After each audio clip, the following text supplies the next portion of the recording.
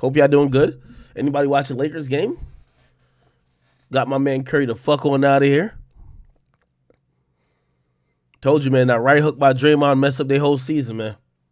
I think this is LeBron's year, man. I think we just kind of we got to come to accept it. This is hopefully the ring that LeBron will win. That will be equivalent to Kobe's 5th ring. When in Kobe, obviously. Wait, how much rings Kobe had? 4 or 5? I don't know. The last ring he had, where you could tell it's the last hurrah. It clearly looks like it's LeBron's, probably that last time he's gonna, he might do it again, but shit. I'm rooting for LeBron. I want to see LeBron win again. You know what I mean? And LeBron getting out, Curry out of here, Kevin Durant, that nigga, I don't know how his team looked so good in the regular season when he just got on the team, but then they just got their ass beat. But maybe Denver is that good. But I've been watching the playoffs a little bit, man. I'm really hoping LeBron could bring it home. Okay, I think the Eastern Conference, I really got the Heat coming out of it. I got a Lakers Heat finals, which I think that was the same thing that happened in the bubble. But I got a Lakers Heat finals, and I have the Lakers winning. I see some people starting to play into conspiracy theories, thinking that the league is rigging the games, thinking it's the refs. I just think the GM for the Lakers made some good trades. Got out some of the cancers out of the team and got some people in there, some young guys who are hard workers, play defense, and can make a shot, an open shot, you know what I mean, at times, right? So anyway, I've been kind of keeping my eye on that. I don't think there's no basketball games today. I do think there's some boxing shit going on, though. My boy KSI is actually boxing.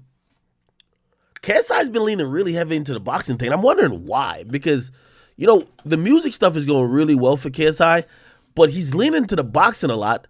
And I personally think it's to promote Prime. He's a part owner of Prime with Logan Paul, but he's been leaning heavily into it. He's fighting somebody again today.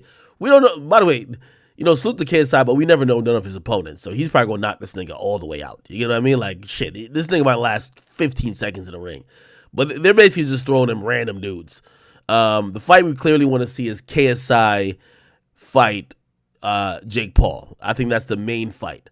But until then, people really like KSI, and he could just kind of fight these scrubs and kind of let the shit keep going. But I'm impressed by KSI not only I'm impressed with everything he does. I think he does great content. I think he's amazing when it comes to all the other things, including boxing, music. He's been able to I've seen him have a soccer thing for the Sidemen, and there was 1 million people watching. So he's really good at bringing his YouTube viewership to support him in other things, and I think that's actually important. So salute to them. I think they're doing this in the UK, so they probably should be fighting in the next couple hours. Anyway, last stream I didn't get to all the topics. I got cut off because we streamed for about 6 hours, so I got cut off before I got to all the things I wanted to get to. So I'll tell you quickly a bunch of things that's on the agenda. What we're going to be talking about. We're going to be talking a little, unfortunately, Blueface and his girl. I ain't gonna lie to you, it's like free. It's like free fuckery, free TV. We also going to be talking about, I didn't talk about this last time, the Kai Cenat and Nicki thing. So Kai Cenat and Nicki got on live, and I'm actually about to play right now. So let me play this shit right now. And I want to hear you guys' reaction to this whole thing. Because a lot of people hit me up, and I haven't seen it in full, but everybody was trying to get me to make up my mind before I saw it. So overwhelmingly, and not to really give spoilers, but everyone was hitting me up saying, yo, you got to watch Kai Cenat and Nicki on Instagram live together. And they're like, yo, Nicki Minaj is a married, 42-year-old woman with child. You know what I mean? And she's over here asking Kai Cenat, who's 21, all these sexual questions. And if it was the opposite way around, where you had, you know what I mean, a 42-year-old dude who's on live with a 20-year-old or 21-year-old girl, you know what I mean? Shit, you're going to hear all these weird labels kind of get put on people. But anyway, let me watch it. Let me kind of see if I'm going to get the same type of vibe. I got to make up my mind for myself, but apparently this is alive right here. Let me see. Why they giving me a chance and for you to come on. But you know how things have been with Twitch lately and stuff like that. I've thought to myself, do I even want to give Twitch that? If you want me to come on Queen Radio and we chop it up on there, there. It's up to you, okay? No, I want to come to your show, so Okay. let's make it right with Twitch. Let's holler at Twitch I'm good with and Twitch tell right now. Twitch. I'm good with them. We cooling. Okay. Hi Twitch, we love you Twitch. As long as you're doing right by Kai, we love you Twitch because Kai is a young black Trinidadian trying to do the right thing with his life. You know what I'm saying? Yes. A young Trini boy that's trying to do his thing in a legal way. For sure. And we applaud that, right? Okay. But we do got the killers on. For sure. But yeah. So Kai, let me ask you, do you have a girlfriend? So Nikki, let me tell you something real quick, Nikki. You know, I don't know what these girls be wanting. You feel what I'm saying? So I be trying to like take my steps when it comes to like. We can't hear you. They cut you off. Oh, say that again. Say it again, Kai. Say it one more time. So I really be careful on the steps that I take when it comes to things like that because you know I protect my heart. You know, and I don't know what these girls be wanting. You feel me? Well, now's your chance to learn. Yeah. Down, shut up and sit what's back some and advice? shut up. Okay. Yeah. Now, I'm a Sagittarius, born December 16th. Nikki, you a Sag, Nikki? For sure. That's why we here. That's why the connection's so instant. Can you hear me? Yeah. I'm a Sagittarius. Yes, I have a twin sister. She's like your biggest supporter ever. Yes, her name is What? December 16th. So when is your birthday? Wow. Is it me or like he's talking before she asked him the question?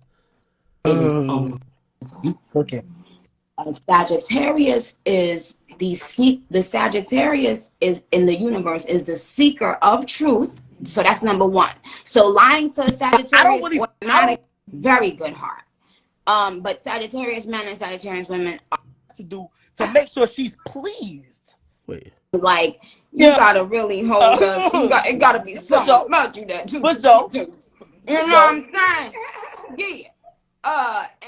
And on top of that, like you know, the sexual chemistry is no. For me, me personally, like I'm gonna go ahead and spill the tea. Like I'm like when it comes to like sex, like I'm a freak. I'm a freaky ass. You feel what I'm saying? Like I toss her in the air, leave her there. I will do what I have to do to make sure she's pleased. You feel what I'm saying? If I gotta drop it down, I'm gonna drop it down.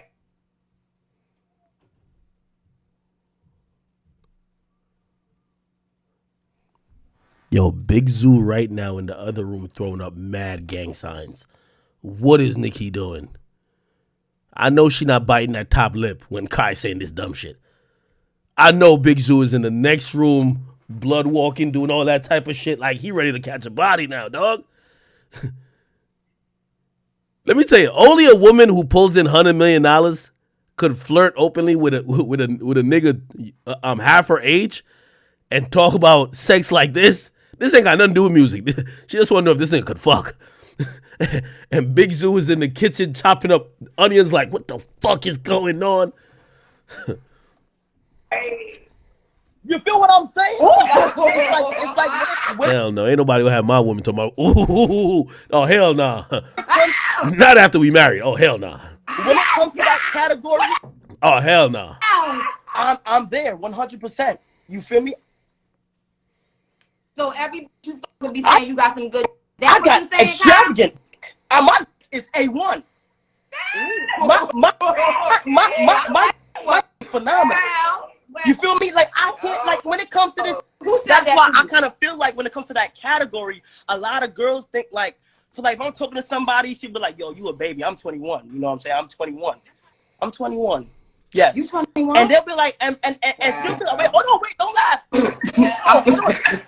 Nikki, hold on. Get off my life. Boy, no. Wait. We gotta go. Wait.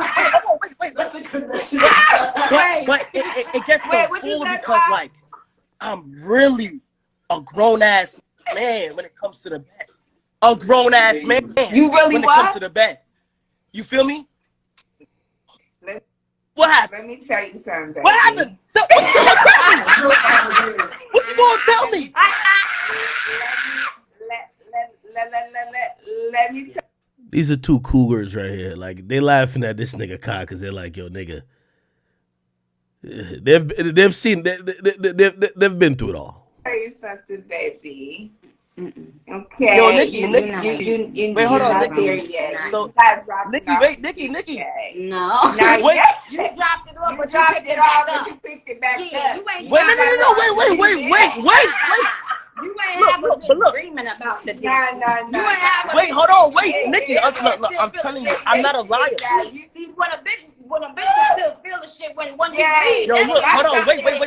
But I'm trying to tell you, like I just know, like I think it's because I'm Caribbean, like I just know how to whine in and out of pussy, you know. But just know how to whine in and out of pussy. So how you be whining in it? Let us see. But just whine in and out of pussy, so. Man, what? Pick it up.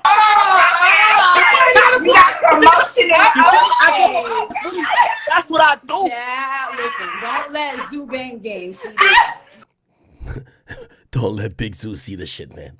Listen, I don't want your life in danger, child. Okay, so now, Yeah. but here's the thing. Okay, now here's the thing. It's good that you know how to whine in it, but that's not the only thing. Right. Okay. Now, are you a cuddler? No. After? Because see, Okay. I'm not. Once I get my nut, I'm out. Like I'm not gonna lie. Like I I just like to I don't know what it is, but when it comes to that, like I just want to make sure my number one objective is to please. That's number one. Okay. And two, Okay. I just like, if you want to go longer, let's go longer. You feel what I'm saying? I Can you do do it 3,000 times a night. You know, sorry. Over and over. God don't lie. I'm not lying. I'll be shooting blanks at round number 7. I'm shooting. That's in my motherfucking head, Look, motherfucker. Don't play with Nikki, me. If I zoom in on you, I will know if you round lying. 7, I'm Can shooting you do blanks. it 3 times? That's how serious it gets. Okay? I am the Terminator when it comes to shit like that. I'm trying to tell niggas, bro. But I don't even want to get too much into that. Terminator. So do the girls be pulling on your hair and saying, "Kai"? Daddy.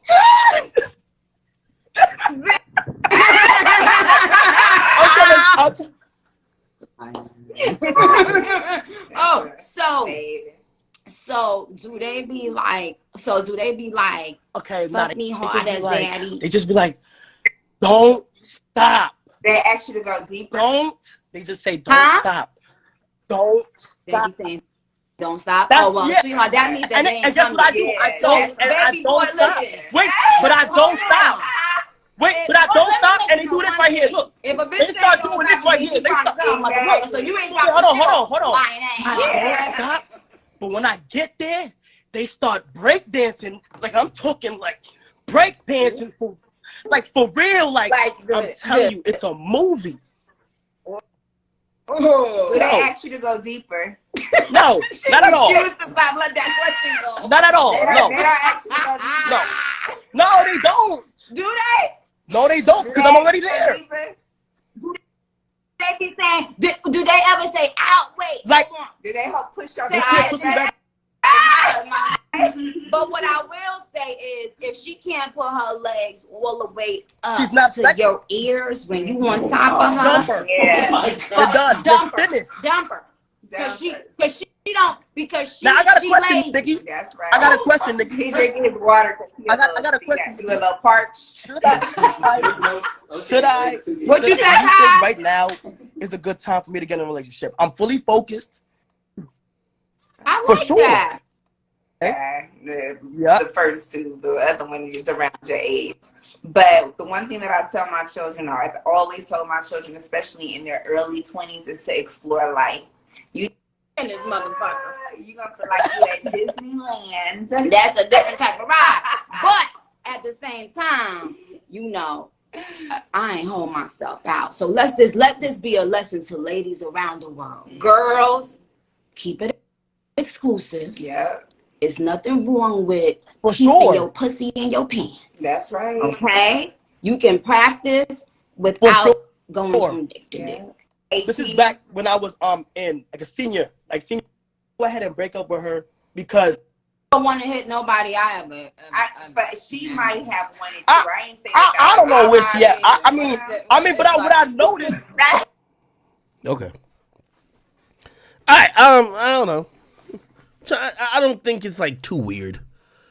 It's not like, I think Nicki's like content, I think this is what she struggled with a little bit, is that as she ages, her whole brand is based on sexuality. I mean, shit, beyond even music, Nicki Minaj's brand, if you listen to Queen Radio, she likes talking, like she does gossip and shit like that too, like she'll talk tea or whatever, and she likes talking about sex. Like she's like, raunchy. So I think what happens, unfortunately, with a lot of artists that base their brands around sexuality when they're in their 20s is great.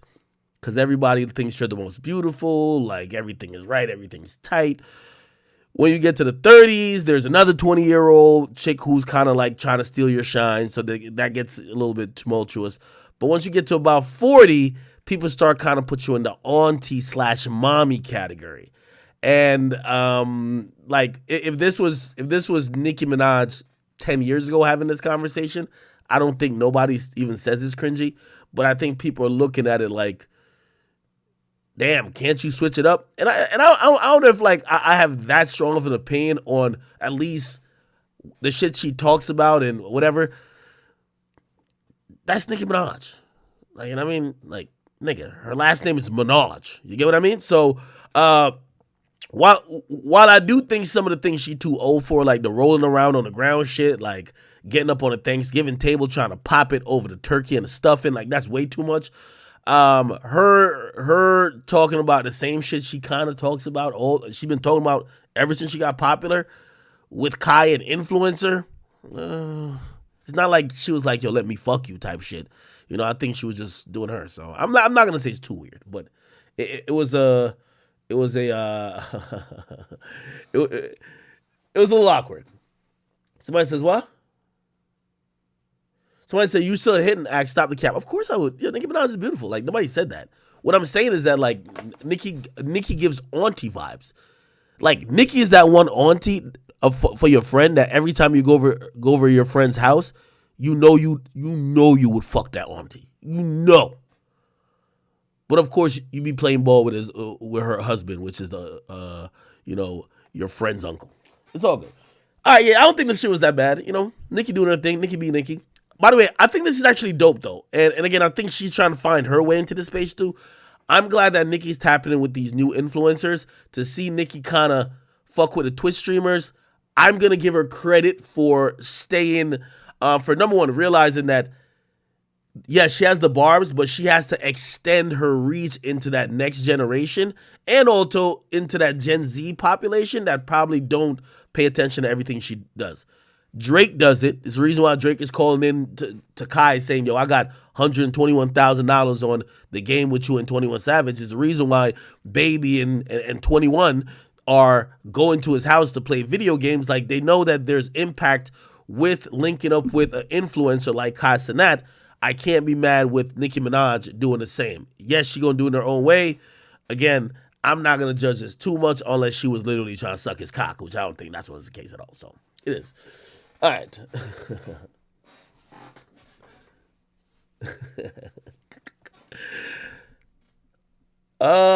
Y'all say what? Man, y'all be just trolling. By the way, shout out to somebody on Rumble. Let me see what y'all saying on that bitch. We're going to talk about the YoungBoy situation in a second. We're going to kind of like review this whole video or review the whole, this song and also talk about his tape, talk about what's going on with that. So give me a second. We're going to get to that in a little bit. Salute to all my people on YouTube and definitely salute to my people on Twitch as well.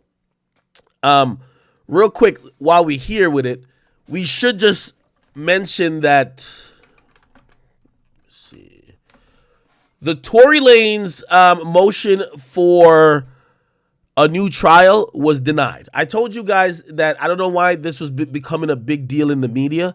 it was going to be denied. Like it just didn't make sense. Now a lot of people thought I was switching up on Tory, but I'm sorry. Like I have a brain. Okay, I'm just no blind follower. Tory was asking for a new trial to the same judge who sat there for weeks and months and years presiding over this case, and they wanted in a motion at the last minute. The game is already over. Niggas pouring Gatorade on the coaches. They wanted the judge to say, "Oh yeah, I officially," because the judge is like a referee. They wanted the referee to say, "Oh yeah, I referee this whole game wrong. Let's play it again." Like, bro, like you should know that wasn't gonna happen. So this chapter has now come to a close, and Megan Cuniff has been covering it. By the way, also salute to Milagros and them. Like, I don't know if there was some static between all of them. Like, I seen Milagros is in court. Let me see if I can. Here we go. What's Milagros' Instagram? Milagro Grams? Milagro. Okay. I think this is her. Is this her? Yeah, it is. Let me see. So, I watched this. This was like right after they announced that the motion was denied. Here's our lovely friend Milagros. Hey, you guys. So I'm here. Obviously, it wasn't a long time. So, they did deny everything. That's really not a shock because they weren't giving the nigga a chance anyway. So that's what happened. Okay? One more time. They denied everything. They will be sentencing Tory. He will have to go to jail and he will appeal. To answer your questions, appeals take years. There's no way to fast track an appeal. I'll definitely say though, Milagros seems very emotionally invested in this, which by the way, I love Tory too. Like, I fuck with Tory. Like when I go to Miami, I use the studio. You know what I mean? But also, shit, you can't do nothing if you can't do nothing. You get what I'm saying?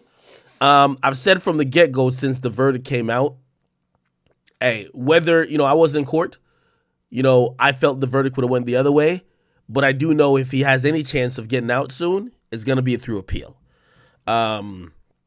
It appears like Milagros went to this motion for a new trial thing, and I think she was covering it. Obviously she's been connected to this case definitely as well. But she's definitely a big Tory Lanez supporter, But yeah, she definitely looks super disappointed. I didn't have high hopes for this whole motion for new trial thing. So he will have to sit in jail at least maybe 1 or 2 years. It's not speedy. It's not speedy. So, as I told you guys, don't be defeated. I think that it's good that someone above this nigga, this judge, can look at this situation because clearly all these hoes incompetent. And yeah, that's how I feel. I feel like it's a good thing. Yeah, I feel like it's a good thing because now we can go up over his head and them people up there seem like they got more motherfucking sense. Okay? So, the only thing that's a negative is the fact that it's not overnight.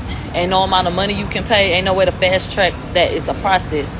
And that just is what it is. It don't matter how much money you done made or who you are. Appeals take time. So, that's that. That's that. And there are a lot of people that are going to be happy about this. But like I said before, war has been declared on your black ass. And if you don't see that shit, then bitch, I don't know what the fuck to tell you. Like, your life is in danger. It's been in danger. You don't stand a fucking chance. So, we'll see. And it's not the end of the world. It's discouraging and it sucks, yes. But we all knew it was possible. And with the way that these hoes was acting, who's surprised? Okay, so let me put a few things in perspective, right? Because, and again, salute to Milagros. I think, she does an amazing job. Everything she's saying here is gonna, it's kind of clouded in emotion a bit. We're not getting details. I'll give you some more details. The judge essentially ruled. They try to say, yo, Tory got bad advice from different counsels. He had Sean Hawley, then then George Mejvin, which they came to court, and which you gotta realize there's a PR look on all this too, right? Remember, right after the trial ended, they said that Tory would not be blaming his lawyers. Well, they went to the court and blamed the lawyers. They said Tory they pretty much had ineffective counsel, and they said that the first lawyer, there was a conflict of interest. That's why they filed something in seal to kind of explain that conflict, which I don't know what that conflict still is. But they're saying that, his lawyer didn't give him proper legal advice. And basically they were saying that if they could have done it again, he would have taken the stand. The judge basically shut it down and said, yo, you're picking your lawyer. You had enough time. You had 2 years actually more than that, to think about these decisions because this was going to trial, and you didn't take the stand. Like, we're not about to just do this over because now you want to talk. And a lot of people now believe that Tory should have taken the stand, even though most legal minds and most lawyers would say don't put your client on the stand. They also brought up another particular situation. They said, yo, well, this whole thing was biased against Tory. And it was biased against Tory because he was referred to in court multiple times by his stage name. Now, his real name is Daystar Peterson. But in court, they referred to him a lot by Tory Lanez. Like, you know what I mean? Imagine instead of calling Young Thug Jeffrey Williams, which is his real name, imagine if the court kept referring to him as Young Thug. If a juror heard someone repeatedly being referred to by a stage name, they might already get an innate bias to say, well, the nigga's name is Thug. Like, I would imagine he's a thug, right? So they were saying that Tory, the judge shouldn't have allowed it and should have checked it, that he shouldn't have been referred to by a stage name by the prosecution. Here's what the judge said. The judge said, okay, that's a fair point, but I'm going to deny it because the defense, you guys, called him Tory Lanez too. If you don't want them to call him Tory Lanez, why did y'all call him Tory Lanez? Again, not only do I think that there's one piece of evidence I keep telling you that its best chance to get Tory out of jail is going to be on appeal, but it's saying that the judge should have never allowed that 80-minute tape of Kelsey to be played. So let me tell you how that went down and how the judge answered to it. They said to the judge, hey, judge, that shouldn't have been played. Remember, this is the judge who allowed it to be played. Like, they made a decision. Why did the judge allow it to be played? George Mejvin, which is, I'm probably butchering his name, the second lawyer that Tory had, the guy who did the trial for Tory, he basically accused, in a roundabout way, so I'm not verbatim, he roundabout accused the prosecutors of pressuring witnesses to say what they wanted them to say. So they basically said, yo, Kelsey is here now to tell you she never seen Tory shoot nobody. She never seen Tory with a gun. And if you have anything of her saying otherwise, is because the prosecutor forced Kelsey to point at Tory. Now, they went so hard with that point. You got to imagine, in court, ethically, that is very low down. Like, I believe, like a prosecutor would definitely damn near almost get some severe punishment, maybe disbarment. I'm not too sure if that would carry any criminal penalties. But if you're getting, remember, the prosecutor is prosecuting this case for the best interest of the people. So the state represents the best interest of the people. You're not supposed to lie. You're supposed to be very honest about the evidence. That's why they have discovery. And also, they're not supposed to overcharge or maliciously charge. You're supposed to exercise discretion in fairness and also to seek the truth, okay? If someone really did commit a criminal offense. So if a prosecutor is telling a witness like, yo, get up on the stand, or yo, just put it in statement that Tory did, that we could get him locked up. That's wild crazy. So Tory's lawyer said that in court. The prosecutor gets up, calls for a sidebar with the judge, and also is addressed in open court too. The prosecutor says, that is the most disrespectful thing you could say to us. That accusation of us telling witnesses what to say to frame a guy. They said, Judge, because the defense claims we did that, and the jury heard what the defense said. So remember, it's all about what the jury hears. The prosecutor said, because at first they were not going to let that 80-minute thing from Kelsey play, the interview. They weren't going to let it play. But Tory's lawyer basically said that the prosecutor forced Kelsey to say some other shit before. And then the prosecutor got mad and also said, yo, they're trying to ruin the reputation of the office. And also the prosecutors, that didn't happen. We want you to reconsider that the jurors who just heard that, because you can't erase their memory. This ain't Men in Black. Give us an opportunity to play unedited the full interview clip with Kelsey, and the jury could then make up their own minds to say, are we forcing her? Was she under duress? Were we kind of asking and angling questions to make her give the answer about Tory? The judge actually agreed. The judge said, well, you basically accused them of forcing her to say something she didn't want to say. If they got the clip of what happened, play the whole clip. They played the whole clip, and it was horrible for Tory. You get what I mean? So basically, in takeaway from that, and by the way, they blamed the lawyer again. They said Tory's lawyer was too aggressive. They you can't be too aggressive in court. So Tory's lawyer was literally saying, yo, these prosecutors are so corrupt. They're having people frame Tory.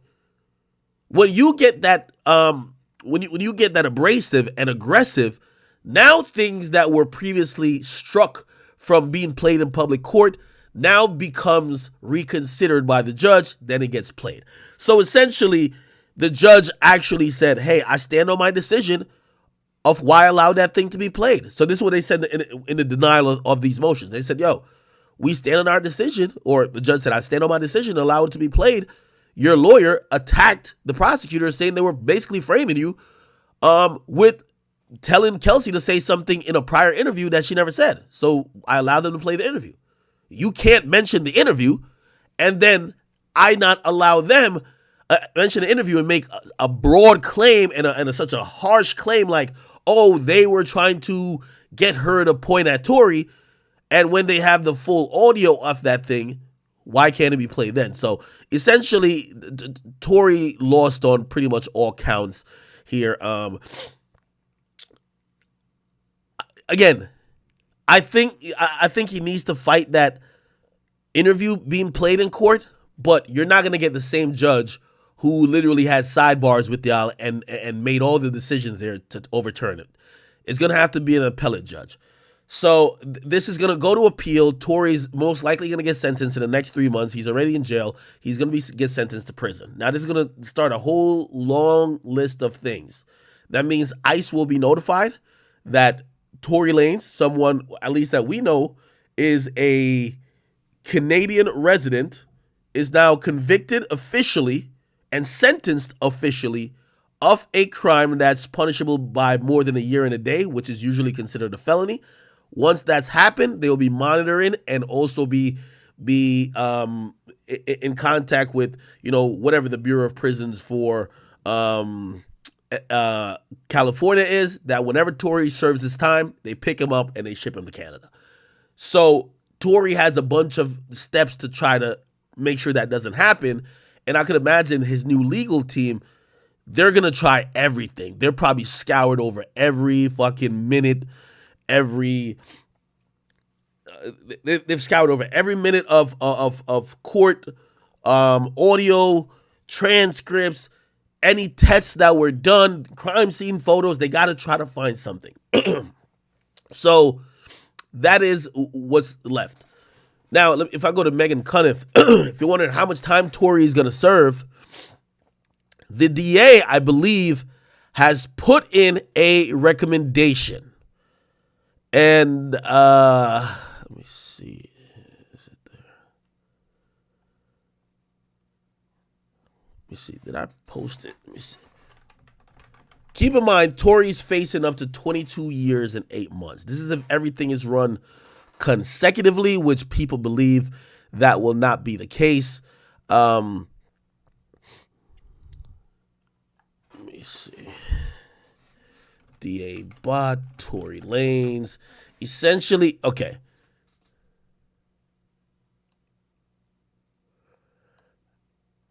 All right, just give me 1 second. Right here. So Tory will likely spend at least 9. All right. Oh, here we go.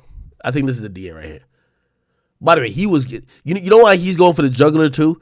They attacked him so crazy, like they were going crazy on this nigga. They were saying he's biased, he's making shit up. So now he won. You think he about to, because the prosecutor recommends, right? The prosecutor is going to recommend a punishment. Not only that's going to happen, there's a possibility that Meg Thee Stallion most likely won't testify again. But this is sentencing, so it's not guilty or whatever. It's about the judge having discretion on how much time they're going to give Tory. They could give Tory anywhere from like 7 to or maybe this is minimum, 9 to 22 years. Meg is probably going to write a letter, which is going to be perfectly written by Rock Nation. They're going to try to put that nigga beneath the jail cell. You feel me? And this is a guy who is going to be submitted to the judge for their consideration. I'm pretty sure Tory's going to have his father. He's going to have maybe some rappers, record labels, pastors. He's going to have people try to write letters on his behalf saying he's not that bad of a person, hoping that it could appeal to the judge, and the judge is going to think about everything and give out this sentencing. Let's hear what this prosecutor got to say. The sentencing range on this case is roughly 9 years all the way up to 22 years and 8 months. So minimum is 9 years? Yes, the minimum would be approximately 9 years. Now, the judge could theoretically stay certain allegations and get below that, but that would be preemptive. Do you feel that's appropriate for the nature of the crime? My job as a deputy district attorney is to enforce the laws as they're written by the legislature, so I don't really make those decisions. I'm asking you as a human, not a... So I would say that anytime you point a gun at somebody and pull the trigger 5 times, that's an action that could easily kill a person. I think that's an action that deserves serious consequences. Damn. They're going to fry Tory. So he's kind of given his position. Again, he tried to do I'm just here to work for the benefit of the people and blah, blah, blah, whatever. But he basically said, if you fucking pull a trigger 5 times and you aim at somebody, you could have killed them and you deserve serious consequences. I believe through all the drama they've been through, I think they're going to recommend and they're going to hope that Tory gets, and I don't know what Tory's official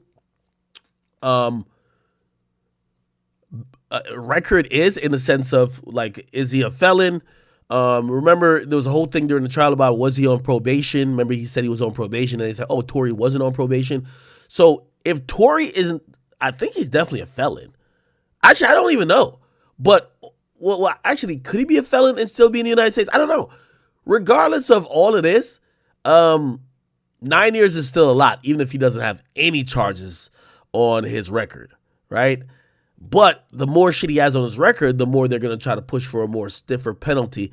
And also because he took it to trial. I was hearing about these rumors, not sure if it was ever substantiated, that there was pleas offered at certain points. But I've never heard confirmation from the DAs speaking about it, even though sometimes they won't necessarily come out and say it. But think about this now. Tory's going to get at least 9 years. He's going to have to serve at least 2 to 3.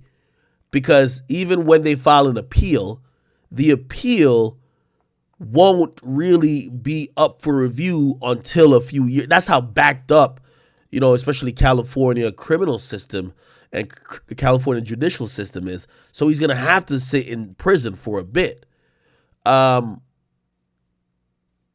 Also, how does that affect with ICE? Sometimes ICE will as soon as you serve a certain amount of your time, they'll pick you up. I don't know exactly what's going to happen here, but 9 years is a long time. I was hearing that he was offered like something below 5. It was supposedly something below 5. It was, I think it was like 2 or 3, which again, Tory's disposition was this whole time, I didn't do it. You know what I mean? If somebody told you, yo, take 2 years, and you're adamant, like, I didn't do it and I didn't commit a crime, like, you're not going to take it. I would hope. Right? Like, that's different from like a speeding ticket. Sometimes a cop ever pulled you over and gave you a ticket for some shit that you're like, yo, I didn't even, like, it ain't all the way true, but you just resolve it by pleading to some shit you ain't even do just because you want it to end it. This is different. This is years of your life.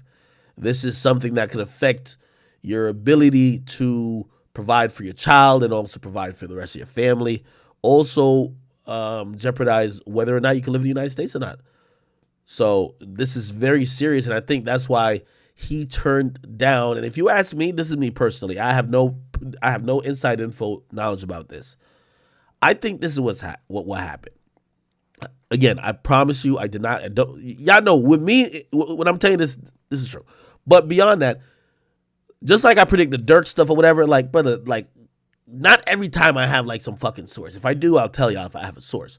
But a lot of times it's just logical thinking, right? Like this whole thing with emotions, logical thinking. I personally think this will happen because, again, the way the case was going, I think, especially I think Tory did a really good job of putting some of the facts of the case that made reasonable doubt and Meg's character be in question. I think he did a really good job of putting that into the media. And it forced people to pay attention because they're like, yo, these facts right here doesn't sound like facts of a case that's open and shut. I think for a while, the DA may have, this is me just, I'm riffing, I'm thinking. I think the DA might have said, yo, it's probably better that we not take this to trial and get spanked, and who knows how this shit could have went. Let's just try to get a plea. We get a guilty plea, whatever. Hopefully we could get Meg happy. Also, I do think Rock Nation was putting pressure on them too. Rock Nation was like, yo, I think it happened in Cali too. Remember the Chris Brown situation? Yo, this is a big case. Y'all can't fumble it. Y'all can't fuck it up, and y'all can't let him off the hook. So I think Rock Nation, on behalf of Meg, was putting pressure on these niggas too. But I think they were probably floating around the idea of a plea. Cool. I think Tory thinks about the plea. And this is what I personally think. I believe Sean Hawley, which is the first, like, you have to Google who some of these people are. Sean Hawley. She was one of the attorneys on O.J. Simpson's Dream Team. So she was on the Dream Team defense. This is her right here, right next to Johnny Cochran. She's one of the best. I think she looks, by the way, great optic as well. You have a black woman. I didn't even know she was black till now. Holly sounded white to me, but she black. This is black, right? Yeah, she's black. You have a black woman defending you when a black woman's accusing you? Oh, that looks good for Tory. I think she tells Tory, yo, Tory, I'm gonna be honest with you. We have a shooting victim. She's alive. Remember, she kept having to go through these motions for gag orders, too. She was the one that was dealing with it. Remember, she was the one in court who said she didn't know who Academics was, which I believe her. I don't think she knows who I am. She's probably just into law. I think she starts realizing, yo, Tory, based on what you've done online or based on the internet responding to Meg, Meg is 100% gonna testify, and she's gonna point at you. She's saying it on Instagram. I think she says to Tory, let's try to get a plea. That's the best chance smoking right now. I think Tory thinks about his career. I think Tory looks at it like this. If I take a plea, it's going to look in the eyes of hip hop, you shot the bitch. Okay, and I don't mean to call her bitch, but like, just, you shot her. Okay? Now, that is Chris Brown status, automatically. Right? Chris Brown took a plea. And it just, there's an implied meaning, you did it. Right? So his career, which at that time, getting blackballed, nobody wants to work with him, he's like, that's not the best situation. Secondly, immigration shit. All of the things that I believe they would have wanted him to plead guilty to carried a potential risk to being deported. That puts him into a bind as well. So not only your career gonna get clipped, you might get deported if you plead, even though that would be up to Sean Hawley to really structure this deal or structure this plea deal that protects him from being deported, which I think possibly could have been done. But I think Tory says, fuck a plea. I'm beating this case. By the way, I keep having to reiterate, this is no inside info. It's not from Tory. It's not from Tory's team. I'm watching all this happen. And even though, again, I've always told y'all the stuff I have heard from Tory. Like, you know what I mean? Like, Tory told me all that shit that definitely happened at the, what do you call it again? What's the people's, at the Kardashian crib. At least when he was there. You know what I mean? Which matched up with other stories that I heard from other people. I told somebody most famously, Tory told me the story of what happened. And he told me the story multiple times. And the whole story, he would tell me the whole thing. And then the moment when the incident happened, it just skips like, whoop, it just skips like a tape. Which, again, he never even told me like, oh, no one's arguing. It was just like, yeah, all right, then we leave. Then the cops came. I'm like, wait, hold on. How'd y'all leave the party? What about the shots fired? You know what I mean? And he's like, brother. You know what I mean? I'm like, all right, whatever. You know what I mean? Now, I don't think that's implying that he's guilty at all, just to be very clear.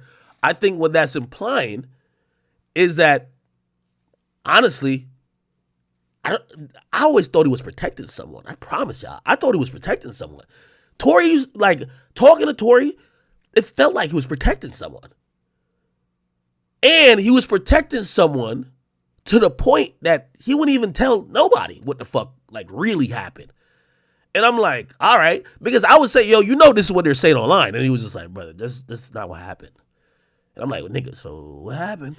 Never got it. Anyway. Yes? Okay. All right. So that's what I thought. Again, this is me. By the way, for anybody who takes this is nothing from Tory. This is literally, I'm giving my summation of this trial. I believe Sean Hawley wanted him to take a plea or try to get a plea. I think she looked at him like, brother, you're going to be cooked. I've been in these situations. Yes, you know me from the OJ team. Here's the thing. We got OJ off, but the chick was dead. You always hear they say, dead man tell no tales. The chick ain't, OJ's wife wasn't like, yo, nah, hell nah. What y'all talking about? Yeah, what you mean the glove don't fit? It must have quit. Nah, hell nah. I'm right here. He did it. Nobody can say it. Meg was going to say he did it, right?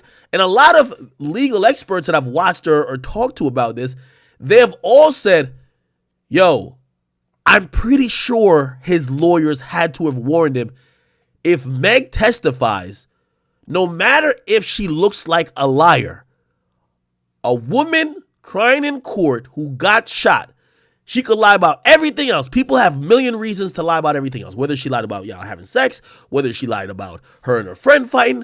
But one thing people usually don't lie about is saying, you shot me. And a jury will sit there and listen to her lie 50 times about 50 different things. But the moment they ask, Meg, who shot you? And she says, Tory Lanez, that's all the jury needed to hear. Which again, these are people who are defense attorneys I'm talking to.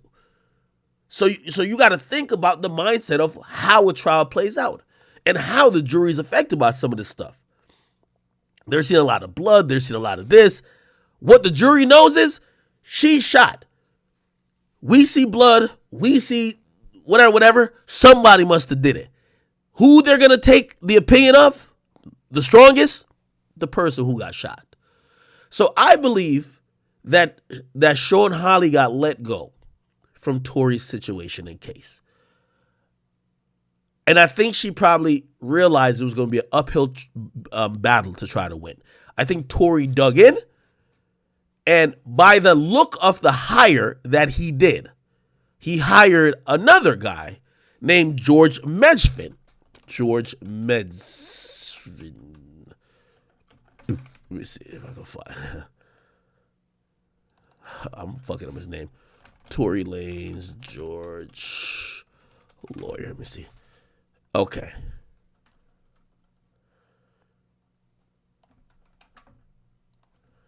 Here. This is him right here. By the way, I want to hear this guy's response to Tory. Because here's the thing. When the lawyer came out and says he didn't get fired. This is him right here. He didn't get fired. And he blamed the loss. He said he says it was mutual that he didn't take part in the appeal. He said, I didn't get fired. I'm still friends with them. But here's the thing that happened during this motion. The judge forced Tory's new lawyers to say, because they were trying to butter it up. They're like, well, you know, they didn't say he was a bad lawyer, but they skipped around it by saying, after our first lawyer left, the new lawyer that came in didn't have time to prepare, blah, blah, blah, blah, da, da, da, da. You know, like, you know, they weren't that familiar, blah, blah, blah, blah. And the judge cornered them, which they had to admit because they're trying to get the judge to agree. The judge says, are you saying that Tory had ineffective counsel? I don't care what it is, whether he just came in, whether he's just a bad lawyer. Are you saying that? And they got it on record with Tory's new lawyers saying, yes, we're saying that. So essentially, that's Tory blaming the lawyer, right? Anyway, so Tory hires this guy. And I've talked to a few lawyers. Some really, really, really good lawyers. They're actually not lawyers, though, in California, but really good lawyers. This is what they told me. They said, academics, there's always and by the way, I don't know this guy, and I'm not trying to disrespect him. I'm just telling you what other attorneys and multiple have said. They said there's always a guy like this in law. And I said, what do you mean? They said when you get a case, the hardest thing to do is tell your client, brother, maybe you really are innocent, but based on what they have as evidence and based on the fact that they have witnesses who are going to point you out, you're cooked. I can't work magic. I can't put some Houdini spell on the witness not to say your name. So we have to start to pursue a different angle. A lot of times people be like, nah, I don't want to hear that. They said there's always a guy who comes in and he's the guy who looks, he's this guy right here. Y'all know what I'm about to play, right? The guy from the RDC skit. The guy who sees the evidence in 4K that you are guilty as hell and he says, oh, we gonna beat this. Illegal possession. And by the way, when I'm saying guilty, I'm talking about what the facts would lead a jury to conclude. Not saying nobody did it or not. Here we go. You ever seen this kid? 2 counts of capital murder. Illegal possession of guns. Illegal possession of cocaine. Illegal possession of meth. Why are you using meth? I don't use meth, I move meth, nigga.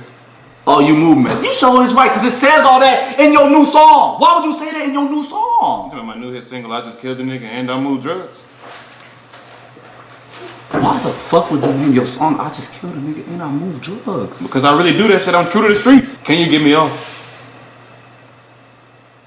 Not only did you do that, they got your ass on camera. Niggas ain't got me on no fucking camera. This is the clearest video I've ever seen. This is the most HD shit ever. This is 4K. How did they get you in 4K? That ain't me.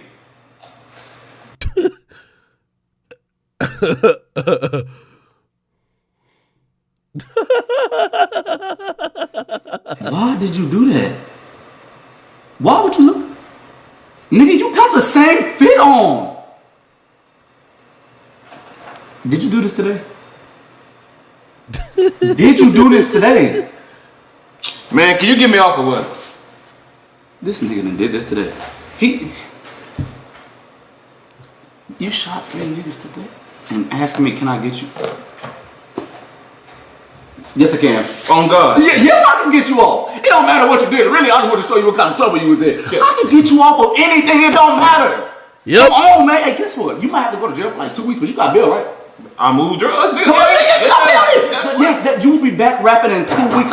That's who they're saying this guy is. This guy probably met with Tory. Be like, they say what? Meg said she about to take the stand? They said they got what on what? Kelsey said, what in a what interview? Wait, Tory. This is the jail call. They got you in CD quality. Is this a collect call? Tory like, nigga, could you get me off of this shit? Oh yeah, I get you off anything, nigga. I get you off anything. I was just trying to let you know what trouble you was in. That's that nigga right there.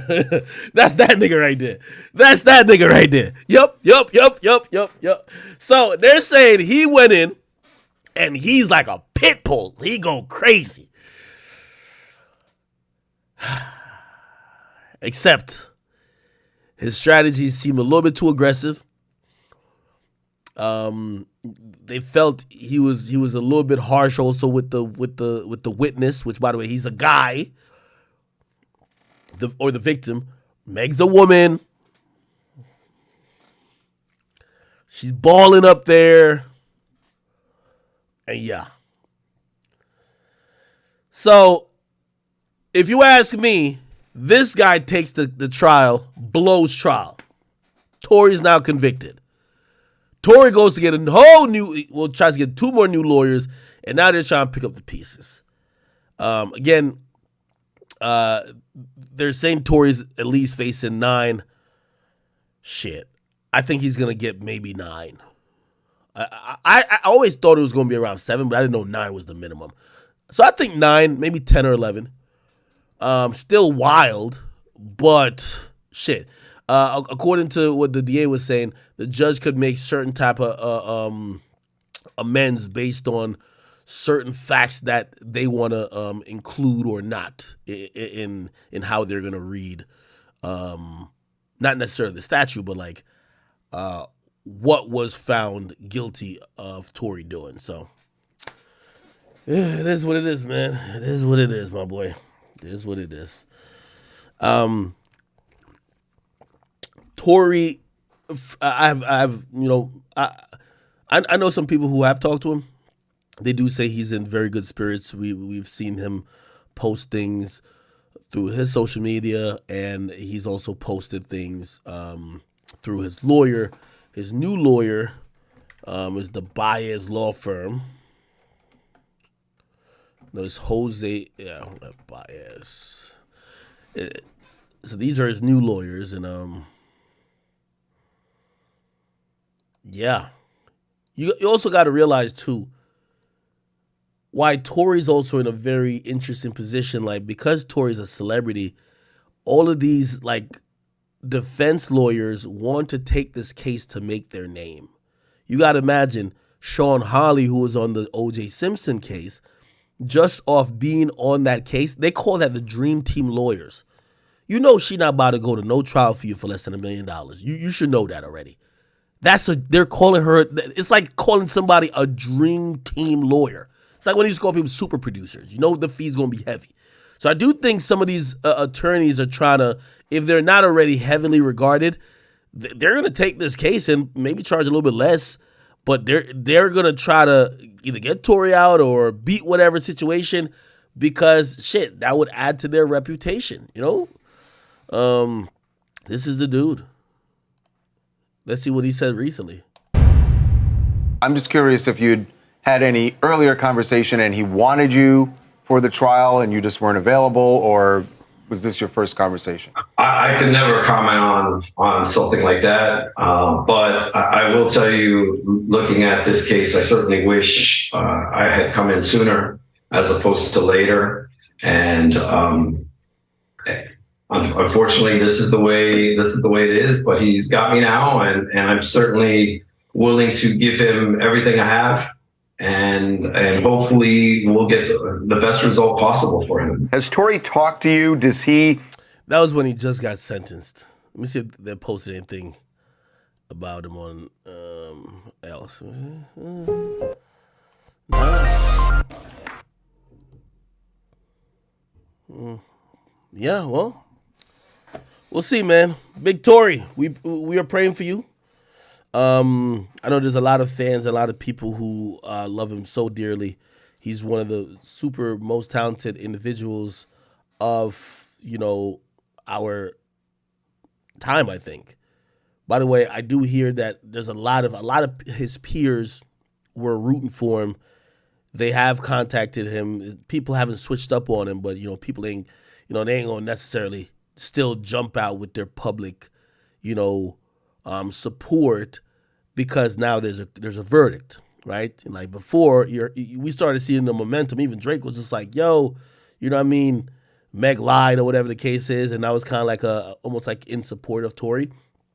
The verdict came down, so it's like you just kind of look like an asshole even if Tory's your man's and you really do believe him. If you're still saying shit like that, you just look like an asshole. I mean, even 50 Cent came out and just said, "Yo, shit, I was wrong." You know what I mean? And 50 don't apologize for shit, really. But 50 came out and apologized, which we'll see, man. Right? All right, people. All right. What else didn't I talk about? Hey, before I get into anything else,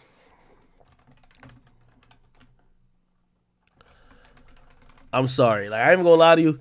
Blueface and Krishan Rock is fucking hilarious. I'm gonna be honest with you. You can't help but watch, because I've never seen two people like choose to fucking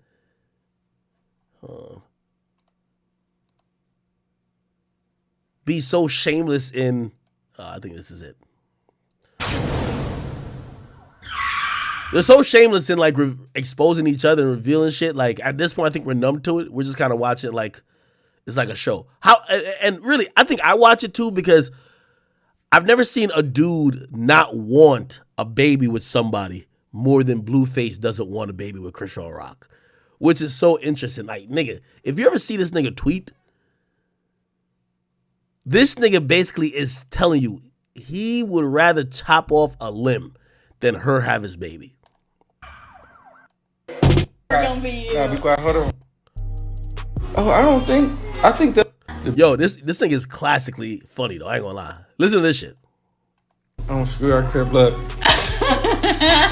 Son, listen. Be gone, baby, be gone. Oh. Yeah, I told Lemmy I'm thinking about doing Baddies East. Tell Lemmy. I said, Baddies East? She pregnant. How you gonna do Baddies East? She said, oh, I think they'll be shooting like after I had the baby already. I said, who gonna watch the baby?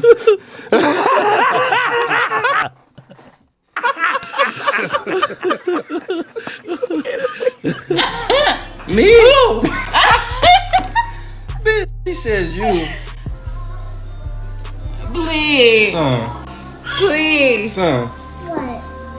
Have I ever watched you for more than 24 hours? No. Yes. I probably have. I'm gonna get that. I like that. It's so dumb. She said the baby's not gonna. Yo, he calls his girl the bitch. He calls Krishan Rock the bitch. That's it. The bitch. That's it. Stop me from going on the road and getting money and hustling and doing what I need to do. I said, what about the baby? By the way, I think Blueface is exposing like this new mentality of women. Women treat babies like accessories. Like, you know, I know a few women that had kids and their life is completely different. Like, the baby literally dictates your life. Your sleep schedule's off. The baby's needs come before yours. You got to plan around them if you want to go anywhere. It's way different. Except I think these days it's been almost like normalized. Like having a baby is just like getting a new Chanel bag that you could tend to when you want to. Watch the baby while you on the road hustling. She said, I'm gonna have an on the road nanny. Bitch, if you think you finna take my newborn baby from the day she born to the day she's at least 3 years old on the road anywhere, on a plane, on a tour bus for longer than 48 hours, you're smoking. Bitch, this is a baby. They have ear problems, easy sicknesses, easy sinuses. Bitch, you're finna be at home. In the house, trapped, locked in with a baby. And when I leave the house, you're gonna be at home with the baby. I'm not telling the bitch to get no for me. I'm telling her to get a for her. So earlier today, I'm picking this bitch brain and I'm just trying to figure out what's the game plan, right? She telling me about baddies east and all this shit. So I'm like, you finna have a baby, like what are you gonna do? Like, you're gonna be in charge of the baby. I am not in charge of the baby. Everybody knows when women have babies, they're destined to be the nurturing, care, and in charge of the baby, right? This bitch keeps saying, I'm going on the road, I'm gonna get this money, I'm gonna keep hustling. I'm looking at the bitch like, who's gonna be watching the baby while you're doing this? Bitch said she gonna have an on the road nanny. I said, yo, look, once you have this baby, bitch, your world stops. The baby comes first. Everything you wanna do comes after that. She's like, no, the baby's not gonna stop my world. I'm gonna keep going out and doing these hostings. Bitch, no, you're not. You're a crib. Unless you want me full custody of the baby, you're gonna. The next day.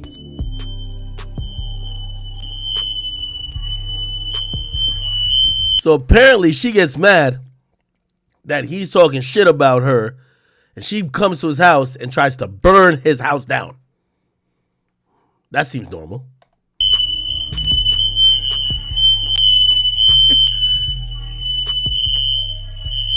What is wrong with you, kid? That's what you gonna do with a newborn baby on the way. Set the house.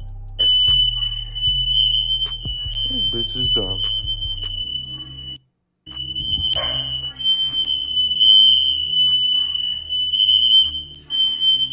Look how dumb the bitch is.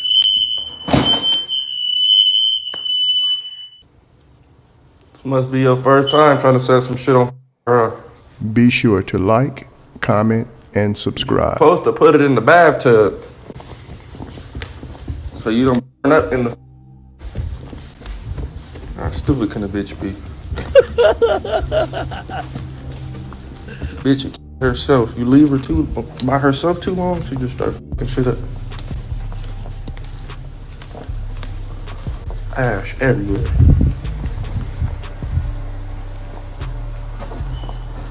Bitch like a 6-year-old. You leave a 6-year-old by herself, you gonna come home, your shit gonna be cut up, broken up. Door gonna be broken. God damn. The bitch is strange, kid. Don't understand it. House smell like smoke. You know what's so funny, and I've been thinking about this? A lot of toxic women love to, like, you know, they'll say dumb shit like, oh, the baby's gonna calm me down. How are you gonna set the house on fire? What about the baby? What about the baby? Like, what's the baby gonna be doing when you're setting the house on fire?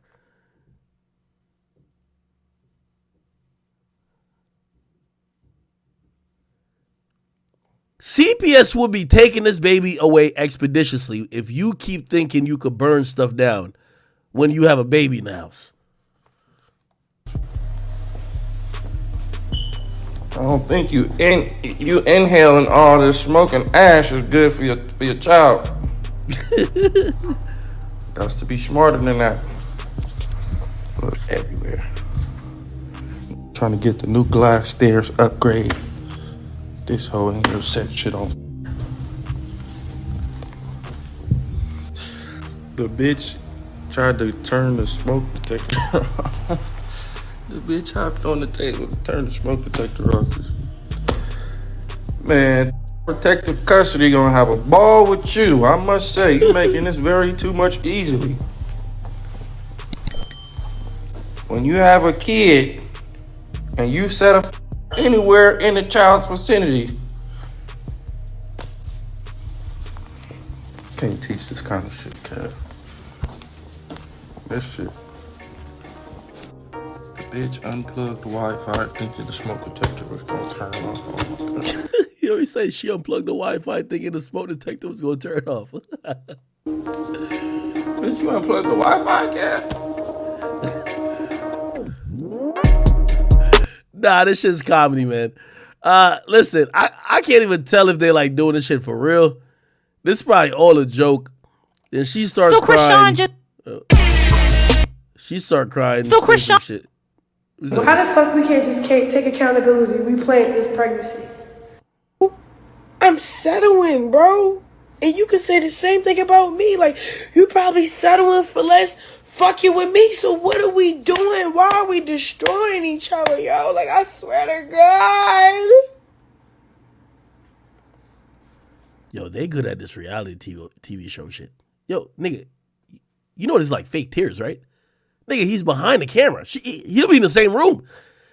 The funniest thing with them, they treat their whole life like reality show. And I ain't gonna lie, I be amused sometimes. They'll be both in the same room, going live, talking about each other. Oh, I fucking hate this nigga, my nigga. I fucking hate this nigga, yo. This shit is crazy, bro. No. You hit. Yo, cause why I'm taking it to live because he gonna take it to Twitter. What's up? We both feel like apparently we settling, so we're destroying each other, my nigga. We literally destroying each other like real life, like.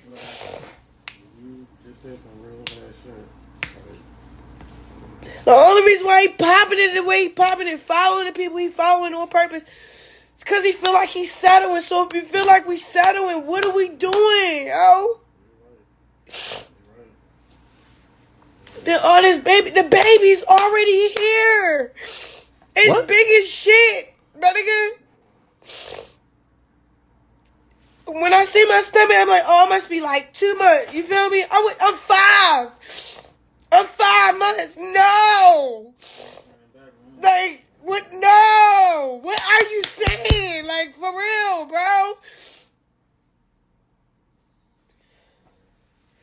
Okay, so no. Hey, chat, I keep telling y'all, man. Bullshit pays. I seen some of y'all mentioning. She got 46,000 people watching her just crying. Now what? Okay, so do we part ways? Do we stop settling? Do we move around? Do I start looking for homes? Like... Stop saying other shit and then, like, real life destroying me on this social media, my nigga. We realize.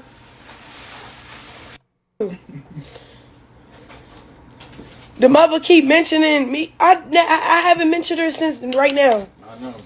Right now. This shit is comedy. I kid you not. This shit is comedy.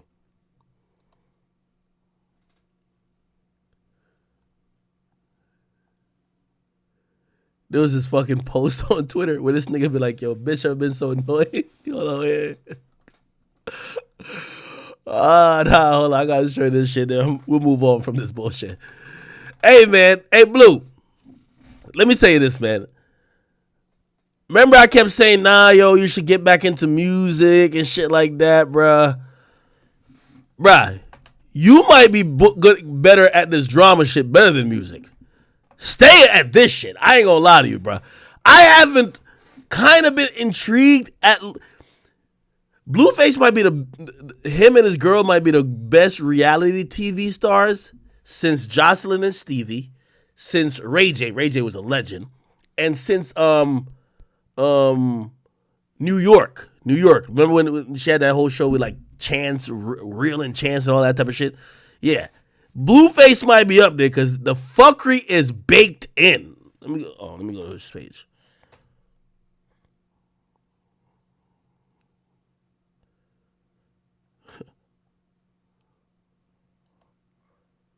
Listen to this shit. Hate this bitch, cuz. Bitch make the roof of my mouth itch. Hate this bitch, cuz. Bitch make the roof of my mouth itch.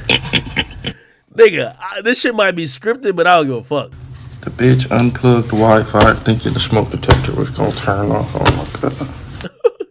Yo, is this a real clip? Look at this shit. Bitches born in the 90s that's under 25 can't cook, can't clean. They don't want to work nothing. Niggas that's 31 and over get in relationships with them and wonder why shit ain't working. That's because all young bitches want to do is pop pills, smoke weed, get drunk, lay around, suck dick, eat hot Cheetos, charge they phone, get a sew and weave, twerk, be bisexual, eat McDonald's, wash they pussy in the sink, lie, take selfies, and talk shit through Wi-Fi because they phone never on. Bitches born in the 90s. Bitches born in the 90s that's under 25 can't cook. I ain't gonna lie, that was so accurate. I don't even care if it's AI. That's just the truth. That's just the truth. I don't even care if it's an AI, man. Fuck all that. But anyway, let me see. This thing is just pure comedy to me. After this, we'll talk about YoungBoy.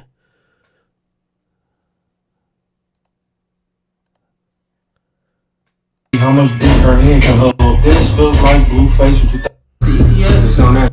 Hello, good morning, bitch. How you doing? Hello, good morning, bitch. How you doing? Anyway.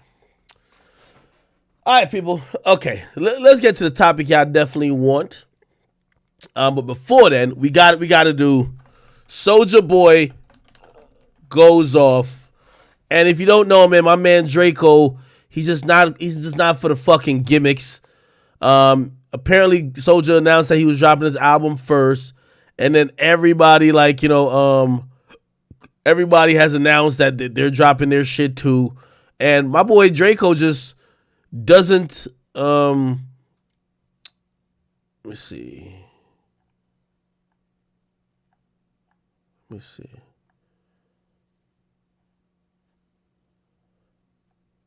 Draco don't appreciate it. Here we go. Oh, this thing is everything. But Dirk ain't even dropped no more, so I ain't even studying YB, man. YB only was trying to drop because Dirk was trying to drop. Dirk was only trying to drop because I was trying to drop. Now Dirk ain't dropped no more. I don't really give a fuck no more. You know what I'm saying? Like, I don't really give a fuck no more, man. I just trying to copy my date, you feel me? So I was tweaking. Ain't dropping on my date no more. I don't even give a fuck. Be sure to like, comment, and subscribe.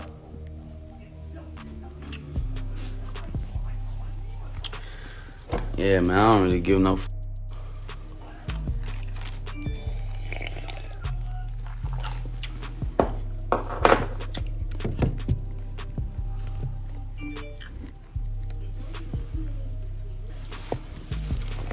Rhyme with my chopper.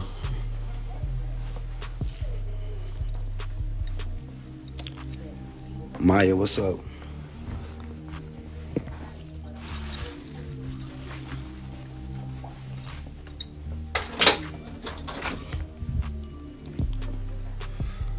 I bet you YB ain't got one of these.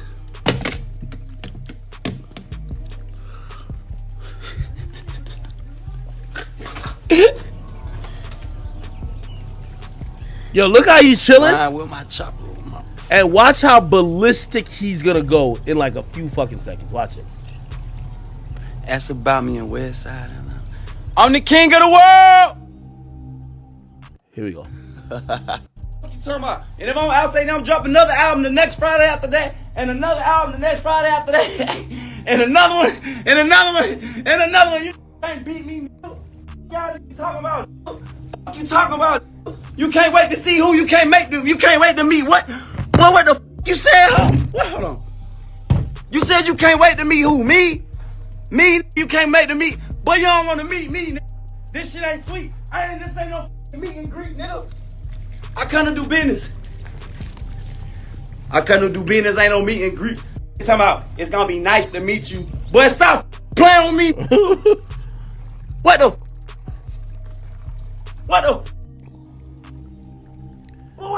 You could tell he's trying to like energize himself up just to get mad. Yo, y'all go cop Soulja's album, man. One thing with Soulja Boy, man, he don't give a fuck about nobody. When his album is dropping, he gonna put him wiggle his way into some mess to get some promotion. What talking about, boy? You can't wait to meet who, boy? You can't. Boy, I can't wait. Yo, he's cranking that while this him. You can't wait to meet who, boy? What the talking about, boy? You can't wait to meet who, boy? You can't. Boy, I can't wait to meet you too. You talking about, nigga? I can't wait to meet your bitch ass either. Bring your ass out the house. You can't come outside. Oh God, you on house arrest. Oh God, bring your ass out the crib. Come meet me then. What you talk about? Matter of fact, you can text me the address. We'll come to you. What you talking about? We can come to Utah, nigga. Screw tie, who tie, whatever the fuck you at, boy. Talking about they can't wait to meet me. What the fuck this look like? This ain't no fucking meet and greet, bitch ass. What you talking about? Yo, Soulja Boy is such a troll. While he doing all that, he's pinning the link to his album. This is an Instagram live. He's pinning the link at the bottom. You can't wait to meet me. Alright. Go meet then. Talking about.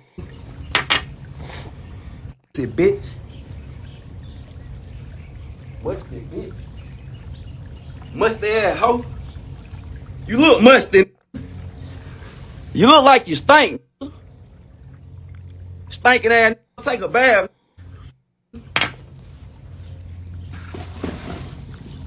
You bitch. You know what I'm saying? This ain't have shit to do with you.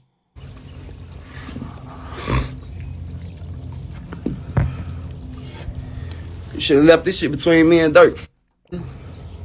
You talking about, nigga? Stinky bitch.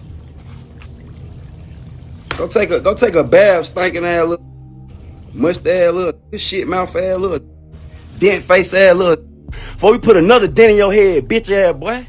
Fuck you talking about? You can't wait to meet who? You don't want to meet me. You don't know me.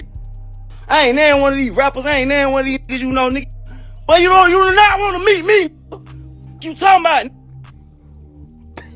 You don't want to meet me, nigga. Yo, it's the subtle flex. Look, it's the subtle flex while he's talking shit. Show the background. Show the pool. You know what I mean? The infinity pool. You don't want to meet me, nigga. You don't want to meet me. Put another dent in your head. You talking about, boy?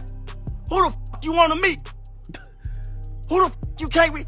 It's gonna be nice to meet what? It's gonna be nice. Well, all right. Boy, it's gonna be nice to meet who the fuck you talking to?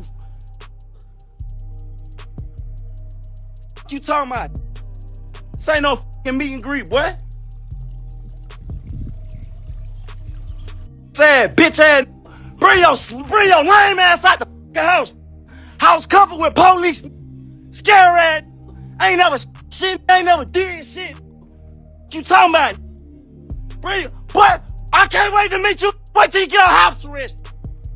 You talking about? By the way, for as tough as everybody be talking, I've been to this house. I've been to Soulja's house. There's armed security right outside Soulja's Boy house. And there's armed security right outside YOUNGBOY house. Like, do y'all ever think about this?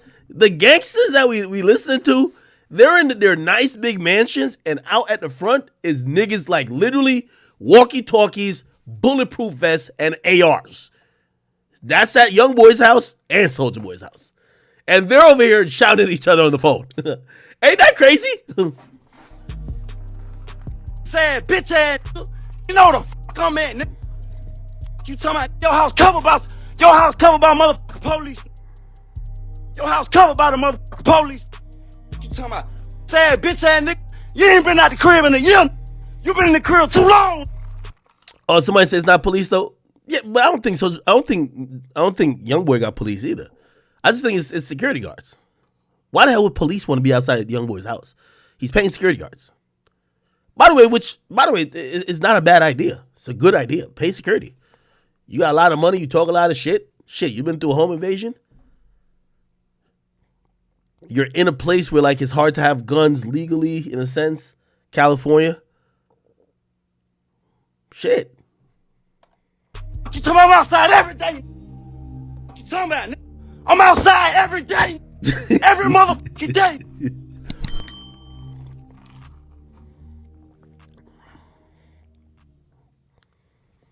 Yeah, imagine what Soulja Boy's chef is like looking through the window while she's like chopping up onions and tomatoes. Like, yo, what is Draco doing? He's just shouting at the phone. Bring your ass outside. We're gonna see when you get our house arrest in. All right. He won't say in 2 months or like 2 weeks. Like, yo, I was playing, man. He should have just not dropped on my date. By the way, yo, W promo for Soulja Boy. Did y'all check out his album? I checked it out. He got a couple slappers on that shit. Soulja Boy be having one, man. Yo, Soulja Boy, one thing I'm gonna give him credit about, even though like he was mad at me recently. Soulja Boy got a completely what I mean independent. I think Soulja Boy drops his shit on TuneCore, bro. Like he's getting all the money from it. So in reality, like, bro, selling 5,000 copies is $50,000 straight for him. You get what I mean? Like it's straight money for him. He drops it all the time. He makes it in his house. He makes his own beats sometimes. Use free beats. He does all type of shit. So it's his hustle, man. At this point, you know, he's been in the game for like 10 years. Did y'all see Charleston White? Charleston White, Soulja Boy. He reacted to this shit. I think this is it right here. With them big old shirts on, with them big old tall tees. You had your day, Soulja. It's over with. It's over with. He can still grow his dreads. Just let him grow his dreads. But man, let them young boys have that, man. Now let them young boys have that, Soulja. You had your day, nigga. Let me show you. You still fucking with young boy, man. Soulja Boy. Give me 1 second. I gotta go do something for my mom real quick. All right, I'm gonna keep playing. Boy, get him, bro. Watching you. Watching you.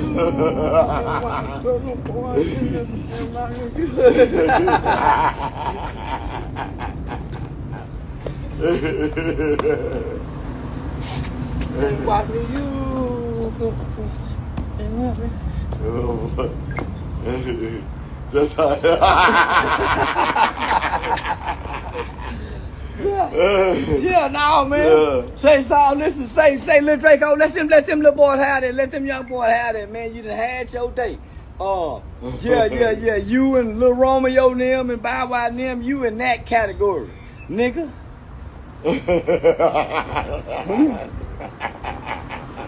It's time for him to get one of them TV1 shows. You know how to get TV1, them get them you know, they tell about what happened to him, what happened to Jagged Edge and all them. Yeah, he need one of them. Yeah, he need to get out the way.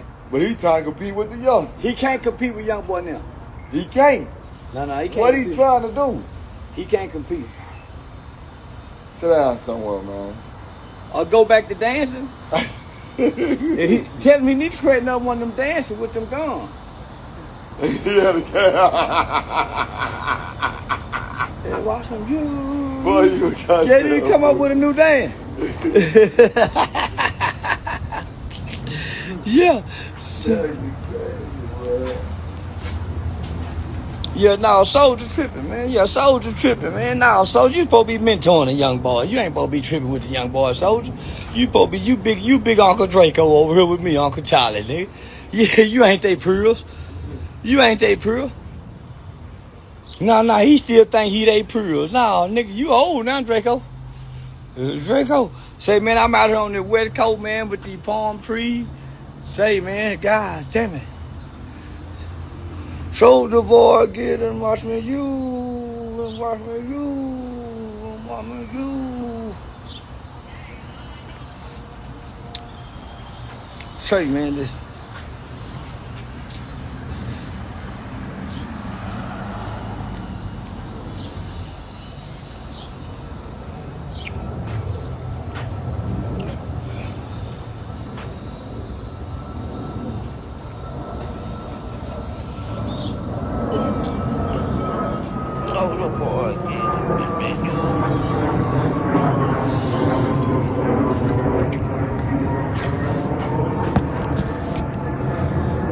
Yeah. Y'all come on in. Come on in, y'all. It's the Charleston White Lie Comedy Hour, and I'm trying to settle the beef between Big Draco and Young Boy. I'm trying to tell Draco, man. Say, Draco, let Young Boy know how that, man. Them Young Boy, this they day. This they time to shine. You had your time to shine. Get on out the way, man. Say, if you can't congratulate the Young Boys for how they playing, you can't compete. Nor can you compare now. Let them Young Boys have their little competition, their little competitive drive and their competitive edge.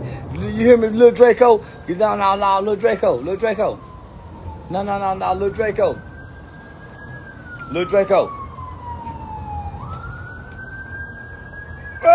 Is you tripping? Come on now. Them Young Boys say, listen.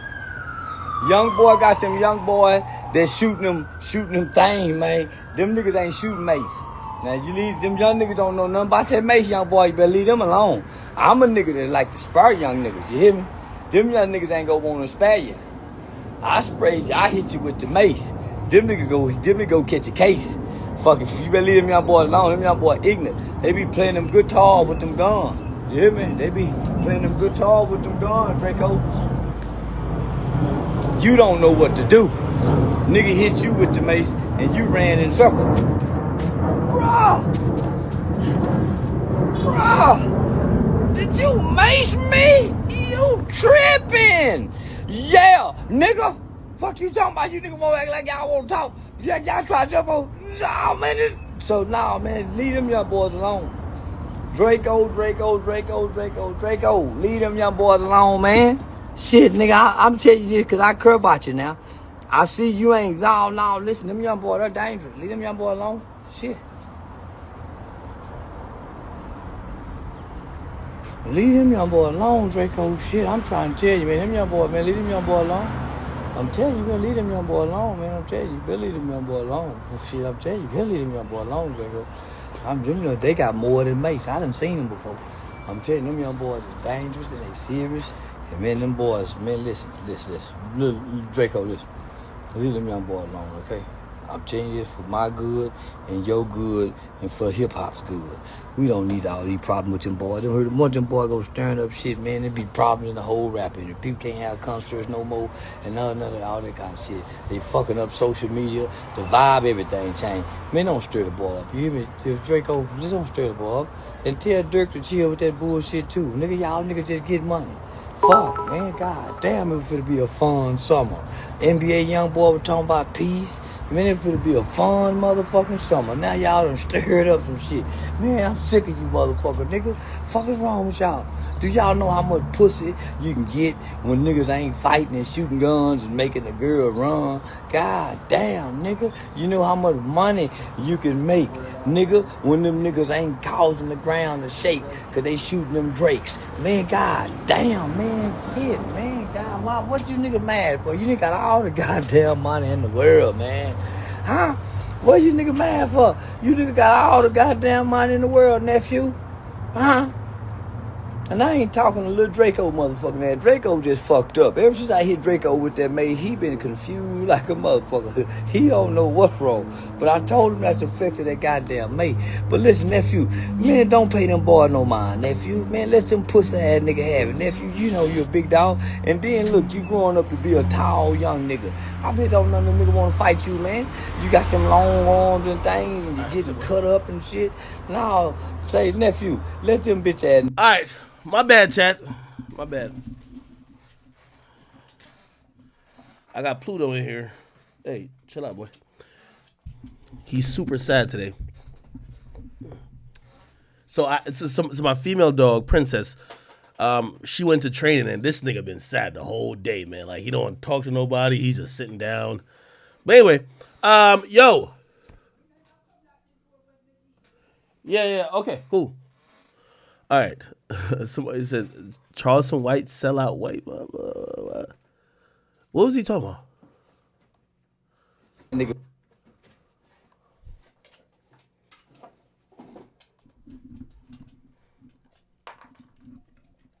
What the fuck is this? Draco, leave them young boys alone. All right. Anyway, all right, So real quick, NBA YoungBoy sales are in, the projections at least, and actually, I think this is a really good number for him. Which it kind of shows that when he capitalizes off beef, it works for him, right? So his album Richest Op is on pace to sell 58,000 copies first week. He announced this project like 3 or 4 days or maybe like a week before or whenever it was. And essentially he's going to do almost the same numbers that he did with his last project that he did mad promo for. He did a Billboard interview. He was shooting all type of videos, talking about stuff. Like he was doing all this stuff to promote that last album, and he sold like 62,000 copies.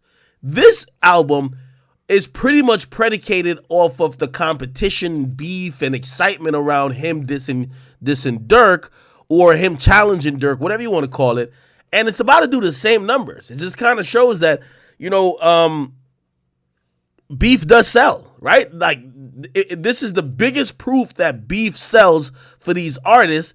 And if you don't believe it, I don't know what else could be a bigger proof.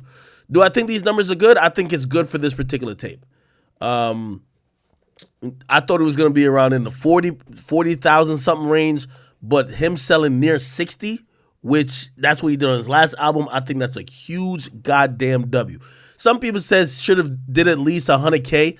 No, like again, I don't think I'm telling y'all this now. YoungBoy is not. By the way, here's another thing too. His album "Don't Try This at Home" had like 30 tracks on it, I think. Let me see. NBA YoungBoy, "Don't Try This at Home" track list. I think it got like about. Let me see. How many? That had 33 tracks, right?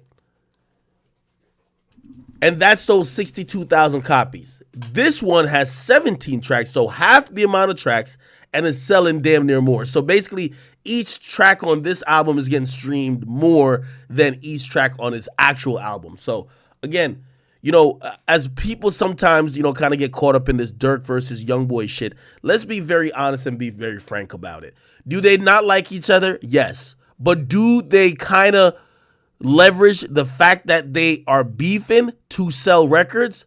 Yes. Like this is nothing where both of them don't understand that people who don't like YoungBoy because they like Dirk will be intrigued anytime YoungBoy disses Dirk. That's just how it goes. So again, I think they're kind of in an ecosystem where dissing each other or baiting like you're about to diss each other. That's why I think Lil Durk is baiting like. Here's the first bait I think Dirk did to YoungBoy that made YoungBoy want to drop. Dirk said on his Instagram, "I'm about to drop a song that's going to fuck up the streets or some shit." And I think people thought it was going to be another Aha. It's going to be another diss song. They thought maybe he was going to diss YoungBoy. That's what y'all was also asking me, blah, blah, blah. And I kept telling y'all, I said, bro, no. Dirk recently only been dissing like few niggas in his hood, right? Then obviously I said that the beef was squashed, which wasn't. But then after that, I think YoungBoy played his cards. And by the way, I'm going to be honest with you, this is going to be a big W for both of them because I think without this beef or without YoungBoy positioning this album like how it is, I think this album only does like 30K, right? And there's nothing wrong with it because he drops a lot, but I don't think he's doing 58. So I think he gets a W for it, and Dirk's going to get a W. You know why? Dirk dropped his single, and his single is #1 on every charts. Like, Dirk even kind of posted celebrating the YouTube numbers, even though he said he don't only drop on YouTube, so maybe that's a little light jab at YoungBoy. But look, Dirk, J. Cole, look at the streams. This might be his best streaming song since the Laugh Now Cry Later, which wasn't his song, right? That was Drake's song, which Drake's song is just gonna go stupid. In a day, Look at the numbers. It's trending #1 for music, 4 million. By the way, you could tell it's careful and it was planned. I heard some people trying to ask like, yo, why haven't playlists showed like YOUNGBOY as much love yet? Within the next day or so, they're gonna add those songs. Like YOUNGBOY literally dropped this album and turned it in very late. If you turn your album in very late, they're not gonna change a playlist that they plan these playlists out sometimes for weeks, right? Like for example, Lil Durk, like people, whether at Spotify or people at Apple Music, they knew that Durk was dropping a single. Durk turned in the song, played it for them, previewed it weeks ago. That's why they could have heard it to say, hey, if you look on, say, Rap Caviar, they have Durk's song All My Life at #1. So he did 4 million views, and I think he baited out the beef with him and YOUNGBOY to get an additional push because him and J. Cole already is going to be a big song. But then if we look beyond that, look at NBA YoungBoy, and he dropped his shit called Bitch Let's Do It. He's talking spicy in here. He's kind of dissing people. He's trending #2, right? And yes, Durk is doing more streams for the music video, for his music video than this song. But again, Durk's song is supposed to be a mainstream single. This is just like some hood turn-up song by YoungBoy. You get what I mean? Still good numbers by YoungBoy. The point I'm trying to say, in hip-hop history, beef has always been a thing where it's beneficial for the two people going back and forth, as long as it's not like a Ja Rule situation. If two people are in beef, like I'm telling you, like I forgot what executive said it, but shit, the magazines used to say it. The beef, the West Coast East Coast beef was where people were tuning into these magazines to kind of read or see what's going on, and it helped Tupac and it helped Biggie. Now, obviously, there was real consequences because people died, but beef generally in hip hop helps and creates, it isolates everybody and everything else going on and only puts the focus on two people, right? Like I always told 6ix9ine when him and Trippie was going back and forth, they never produced music in it. They never promoted music in it. One thing with YoungBoy, one thing with Durk, their beef, they're constantly putting out music, or they're constantly teasing music, or hey, I might diss him on this new thing. You know what I mean? So again, no matter what you guys want to say about this beef, I know some of y'all fans are invested. Like I think y'all are at war with these artists. These artists are lining their fucking pockets, right? This is what I think. I think Capitol Records was probably a little bit disappointed in that Don't Try This at Home album, right? But if you sign a YoungBoy, you do know the benefit of signing a YoungBoy is that he's going to drop multiple projects really quick. He's also going to do big numbers without much promo. So you got to trust him. Like he's going to make up for that Don't Try This at Home. This would be, if you ask me, making up for that. In the span of 2 months or so, he's dropped 2 projects. Combined total is going to be like 120,000 first week. They're both going to end up probably go gold. You know what I mean? Shit. That's what it is. So again, the beef is benefiting both of these guys. We obviously don't want nothing to get violent. Obviously, we do know there has been a death throughout the situation, King Von. But these artists know what they're doing, and they're definitely doing it to benefit their career too, okay? Because if y'all really hate each other that much, you wouldn't be publicly just spelling it all out and dropping music releases with it. So it is what it is. Somebody said Durk should have dropped his album. No, Durk's not like YoungBoy. You know, Durk is a rollout type of guy. Also, I believe he's trying to get to a next level with this album. It's called Almost Healed. He led with a song with J. Cole that's very socially conscious. I think he's trying to do a Grammy play. If you don't remember, I Am Greater Than I Was by 21 Savage. He did a lot of things different that showed maturation. I believe that album got it got nominated for a lot of awards, and then obviously the song won Best Rap Song, which was what's the name of that song with him and J. Cole? A Lot. I gotta make sure my boy don't bite this cord again. So yeah, I think that's why Dirk has to do a rollout, right? I think he could just drop a tape, but no, this isn't a tape thing. I think he's going for the Grammys. I think he's going for possibly a crossover type of situation. Now, I'm gonna be honest with you. I do think that there's a growing conversation that's saying, Dirk, what about your solo songs? When are you going to get like a big hit with that? Even though low-key I could say What Happened to Virgil was his song, and even this is his song, but they're going to be like, no, there's somebody else on the song helping. When are you just going to have a solo hit like when Drake had God's Plan?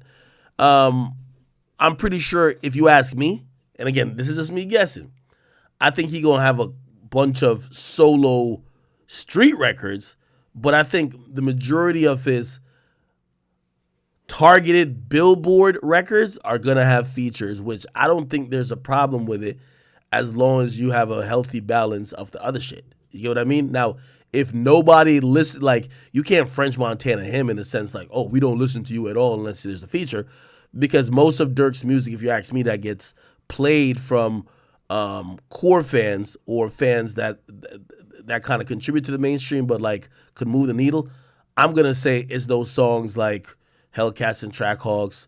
I'm going to say it's songs like The Voice. I'm going to say it's songs that are usually him in the lead. I'm going to be honest. What do y'all think about the song? I think the song is dope. Man. So I know some of y'all was thinking I was going to recap this whole thing and be like, oh, yo, well, NBA YoungBoy's losing and he's winning or whatever the situation. Both these artists are winning right now with the situation. Now, granted, are they both exploiting real issues that they have? Yeah, but shit, you know what I mean? Such is the case with hip-hop. People, it's a reason why Soulja Boy is trying to act like he's beefing with them to get more sales. It happens. It's the reason why a lot of y'all like drill music, because drill music, y'all can see how real it is. Y'all can see people call each other out type shit. You get what I mean? So, yeah. Somebody said, Ack, you forgot that Dirk, what? Dirk released a song for Fast and Furious soundtrack. Oh, did he? That's dope. Yo, these artists are winning, man. I ain't gonna lie to you. And you know they winning. Remember I was telling y'all last stream? I didn't know he was gonna say the name. But if you go to he might have deleted it now, but I got it on my page. Like, Dirk had sent me the screenshot before. He was just like, that's when I was saying I talked to him real quick, and he was just like, yo, bro. Like, I could tell he basically, what I got from it was like, yo, I'm not beefing with this nigga YoungBoy, at least for no sales. Like, I'm not trying to do that because I think he knew he was going to bait the shit out, like bait it out. But he's like, but also, like, nigga, I'm down to resolve some of my issues with niggas, and this was a screenshot that he sent me. So, yeah. And it was a screenshot to 6ix9ine, and it says, I don't want you hurt or dead. You a kid. You're from the burbs. I got 50 million, which, by the way, that's what I'm saying. These artists are up. He just wanted to flex that he got 50 million. I got 50 million of my own money without help. To fight you on TV in Dubai, we can double the money, 3 rounds. Go talk to your rich friends. Let's set this up September. Stop the violence. 6ix9ine responds, it's so funny because I know you on an album press run. You need anything to promote this album since NBA YoungBoy not biting the bait. But I want to fight you for no money, pussy, for free. Come to Miami, let's get a hotel room and throw down one-on-one. Remember I told you I was like, the other person, he didn't say he wasn't trying to fight either. So what I get from this situation is that I think Dirk would actually box him for $50 million. By the way, 21 Savage was down to box 6ix9ine. Remember when that whole argument happened? I was trying to set, and by the way, in 6ix9ine's defense, he said the same thing. So I had called 6ix9ine. I was trying to set it up. I put them on 3-way, 6ix9ine and 21 Savage, and 6ix9ine essentially kept saying, yo, fuck fighting for money. I want to fight you for free. Like, obviously, anybody who fights 6ix9ine that would be a mega payday. I remember there was a floating number of around like $20 million at a point that he could have cashed in on to fight. But I think he was so like, that was during the comeback shit. Like, he wasn't going to be like, yo, let's just go fight, right? I think this is the business play by Dirk too. I think Dirk is like, shit, I already got $50 million of my own money. Let me level this shit up. And I'm watching how Javante Davis and these other niggas get money like that. I'll go fight that nigga. I know he ain't gonna beat me up, right? Like, I think Dirk has boxed a little bit. I could be wrong on that, but even then, 3 rounds, like nobody getting knocked out. You get what I mean? You get your money, move on. It's funny because I look at Dirk and I think that he's being strategic with everything he does. I think Dirk he's thought about things, and I don't know if it's because he's older than the rest of these guys, whether it's 6ix9ine or YoungBoy, but he's trying to make these little calculated decisions to level up. By the way, he responded to that. He says, bait? Hotel? He said, nah, man. I'm cool. Enjoy your day. I'm not worried about sales. I just wanted to beat your ass for some money. Then he says, stop the violence. Put the guns down. Put the guns down, big man. 50 million off my own money to box in Dubai safely. Let's go, Migo. September, Javante, walk me out. If I'm 6ix9ine, though, I take that. I'm going to tell you why I take it.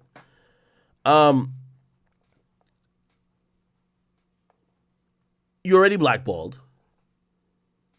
You already, like, you know, they jumped you on camera, those random dudes. You might as well give the people what they want for the price that you could get. Oh, all right, y'all want to see me get my ass whooped. By the way, he's probably not going to get his ass whooped, right? You know what I mean? Yeah, he might get a couple shots, like, duh. But cash out on it. I ain't going to lie. I think Dirk's thinking business-minded. I think Savage was thinking business-minded. And by the way, you got to realize, too, everybody hates 6ix9ine, but they don't hate him $20 million enough. Or $20 million and up more. You know what I mean? If they're thinking, shit, I could make $20 million off beating this nigga's ass that everybody hate. Yeah, give it to me. You know what I mean? There was a time where people were like, oh, no, you can't even box a snitch, whatever. I think niggas have just realized, like, fuck that. Everybody in the game snitching already. At least people don't like 6ix9ine. Let's fight the guy. You get what I mean? So if I'm 6ix9ine, I take it. I kid you not, I take it. The only confusing thing about what Dirk is talking about is, why did he say 50 million of my own money? Is he just talking about a personal wager? Like, yo, you put up 50, I put up 50? And by the way, do I think Dirk got $50 million? Yeah. I think these last 3 years, Dirk has cleaned up. Now, 50 million in cash, I don't know. I don't know about 50 million in cash. I don't know if Dirk is logging into a bank account and seeing 50 million in cash. Does he have $50 million in assets, cash, and other distributions of his wealth? Yeah.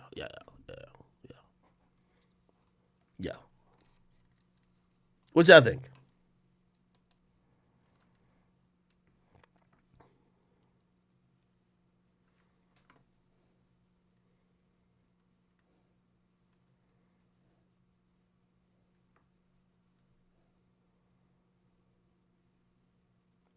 And said, oh, he's talking about 50 million. Oh, okay.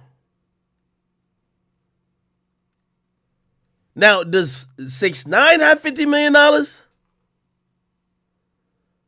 don't think 6ix9ine has $50 million in cash. What I mean by cash, like, I don't know if he has. It would be hard for me to believe he has $50 million in an account.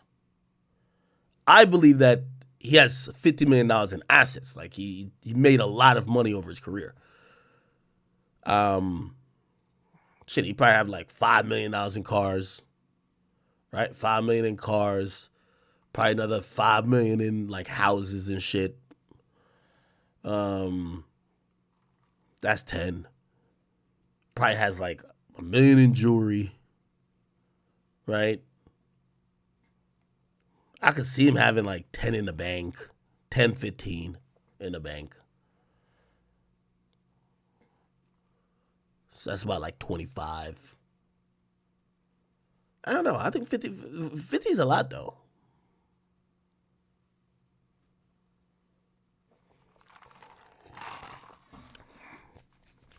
I try to talk 6ix9ine into taking that money, man. But it can't be a personal wager though. Like, bro, like, come on. It gotta be a guaranteed payday, man. For both fighters, I would imagine. You get what I mean?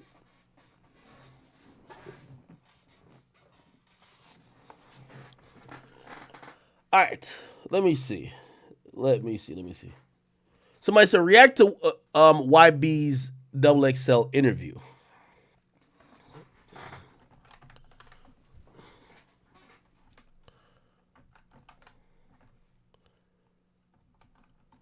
NBA. Wait. NBA YoungBoy XXL interview. Oh, he did an interview. Okay. 3 weeks after delivering his 33-track album, Don't Try This at Home, YoungBoy Never Broke Again is back with an impromptu mixtape, Rich's Op, emphasizing his consistency when it comes to dropping projects. On the eve of the mixtape's arrival, he hopped on the phone with XXL from Utah and unloaded his thoughts on topics outside of music, but also addressed his latest effort, sentiments on rapping and Lil Durk. The tape, which Top announced Monday, May 8th, was set to arrive the same day as Durk's 8th LP, Almost Healed. Last Friday, Durk announced his new album would be released on May 12th. 2 days later, news that YoungBoy was dropping a new mixtape on the same day as Durk began circulating. However, the verdict is still out on whether this was an accidental occurrence, but presumably not. You're going to see these two kind of try to match releases. It creates too much fanfare. Like, you'd be an idiot not to do it. If I'm YoungBoy, I'm dropping again on May 26th. Even if you lose. Like, yes, Durk's going to sell, I believe, at least 90,000. But who cares? Bro, these are free sales. You don't have to do no promo. I would drop a diss. Like, this is what I would do if I'm YoungBoy. I would drop another diss song. But straight at Durk, call him all types of bitches. Right? Then, I like how, by the way, YoungBoy was trying to do something interesting. He was trying to act like he was playing chess. YoungBoy, by the way, the whole industry talks. They know albums coming out. Everybody knew that Durk wasn't dropping. Like, that shit was just for the fans. Like, it's only the fans were fooled. YoungBoy's label, they know he wasn't dropping. But I like how YoungBoy tried to be smart with it. And he's like, you bitch, you better not drop. Yeah, nigga, I ran you off the date. That's like, now to the fans are like, oh shit, YoungBoy punked him. He couldn't drop. Hey, YoungBoy, that's using your brain. I like that. You see, you got to use that brain. That thing up here, you got to use it. I like that. Because let me tell you what's happening. They're just both playing the fans. Like Durk's like, I'm dropping the album this Friday. Man, you can see very clear he ain't dropping the album. But the fans are, the album's dropping. Here's the song. Album drops in 2 weeks. You know what I mean? So again, I can't even be motherfucking mad. Like, they're both playing the fans. They should just be smart with it. You know, that's what I've been trying to say, right? If I'm YoungBoy, I drop again. May 26th, right? Okay. And so he's lying about this right here, right? It really wasn't something. It really wasn't. I guess he says it's not. It wasn't planned. He's like, it was just something. Let me just read it. It really wasn't something that I just had planned. So I felt disrespected about something that went on. It was then just for somebody else to be promoted. What? So I felt like, shit, bitch, don't play with me. I stay ready. So I'm just laying down my law and letting the nigga know I'm here to stay. It's my game and my rules. While it's unclear who struck this particular chord of Baton Rouge, Louisiana rapper, he did expound on DJ Academic's prior comments regarding his record sales for Don't Try This at Home. For reference, Act tweeted on April 28th that he sold 62,000. Now, he's not talking about, for whoever who wrote this article, YoungBoy saw my stream where I was, and then he saw the tweet where I said, my homie dissed me for some sales. So that's what he was addressing, not his. I tweet everybody numbers out. He says, it's really like this when it comes to the numbers. I feel like, man, music don't even sell and all that shit. It used sell all that shit. It used to sell anymore. Man, there's so much shit behind this internet, behind the DSP sales and all of that. There's so much shit behind that shit that people don't know about that I ain't finna explain because I don't give a fuck about it. That's cap. That's one thing I've realized. You know, I've analyzed. I've came to a few realizations when it came to YoungBoy. And these are just realizations that, you know, I live and I learn. I thought me and him were friends. He did definitely not see it that way. You know what I mean? So we're acquaintances and nothing more. Secondly, there were things and demeanors that I believe I took away from conversation with him that I thought were reality. I've realized that was definitely not true. YoungBoy not only pays attention, like when I used to talk to him, he used to be like, yo, he don't pay attention to nothing and he don't know sales. He act like he doesn't know nothing about nothing. Come to find out, he's more in touch and more probably anal about all of these things we're talking about than he'll ever admit because it's cool to look unbothered. Now I don't know nothing about sales. But your team circulates numbers that you're the most streamed artist. Like, you get what I'm saying? So that's another thing I've realized. So he has a particular skill of, you know, kind of seeming like he doesn't give a fuck, like he's unbothered or he doesn't whatever. He's not tapped in, but he is. By the way, also if he didn't care about sales, he wouldn't tweet at me or get mad about when I said the sales thing. And then he says some bizarre thing. And he says, touching on what rap really means to him, he said, I rap. Man, rapping is my therapy. Now, I do believe that is true. I do believe rapping is therapy. That's how I feed my family. Well, see, you're rapping for your therapy, but it's a business. When you say feed your family, it's a business. The reason why you could demand the money you demand is because you're selling. You know what I mean? Like, let's not get that lost. Nobody's saying that you're a money-hungry nigga. Like, you definitely are rapping for the art, and you do a good job of it. But this is a business. The reason why you drop as much, the reason why I would imagine you care somewhat about sales is that you know your worth. You know that when Atlantic won't give you a certain amount of money that you know you deserve based on what you've sold, you get up and leave. You know, this whole I don't give a fuck attitude, it's not true, right? He says, that's what I do it for. I don't give a fuck about no sales. I just had to let him know that. You do give a fuck about sales. That's a fact. Said that you can't even manipulate me with that shit. That was a very confusing thing. I heard him tweet that too. I saw him tweet that too. How the fuck am I? How could I manipulate you with sales? Bro, you're either doing good or you're doing not. You're not doing good. Like if you sell 120, oh great. You don't sell 120, it's consumption. The numbers are the numbers. Men lie, women lie, numbers don't. Right? It says, so stop trying to throw that statement out there. Nigga, I'm paid. We all know that. The baby has made $30, $40 million in his career. But if he drops an album, he probably won't sell good right now. Like, we're not talking about if niggas is broke. We're talking about sales. Is your music being consumed? That's the point of sales. That's it. He says, so the question stands, is YoungBoy Never Broke Again and Lil Durk's album release date a reincarnation of when 50 Cent was dropping? Curtis, while Kanye's graduation was due to arrive on the same day back in 2007. He said, not exactly. This is all cap right here. I'm telling you, they're lining it up. I'm telling you this. Bro, there's too much. You have to be an idiot to actually think YoungBoy's telling the truth. There's too much money to be made. I just told you, both of these guys took a W. Their songs are doing amazing. YoungBoy's album is doing better than his last mixtape, right?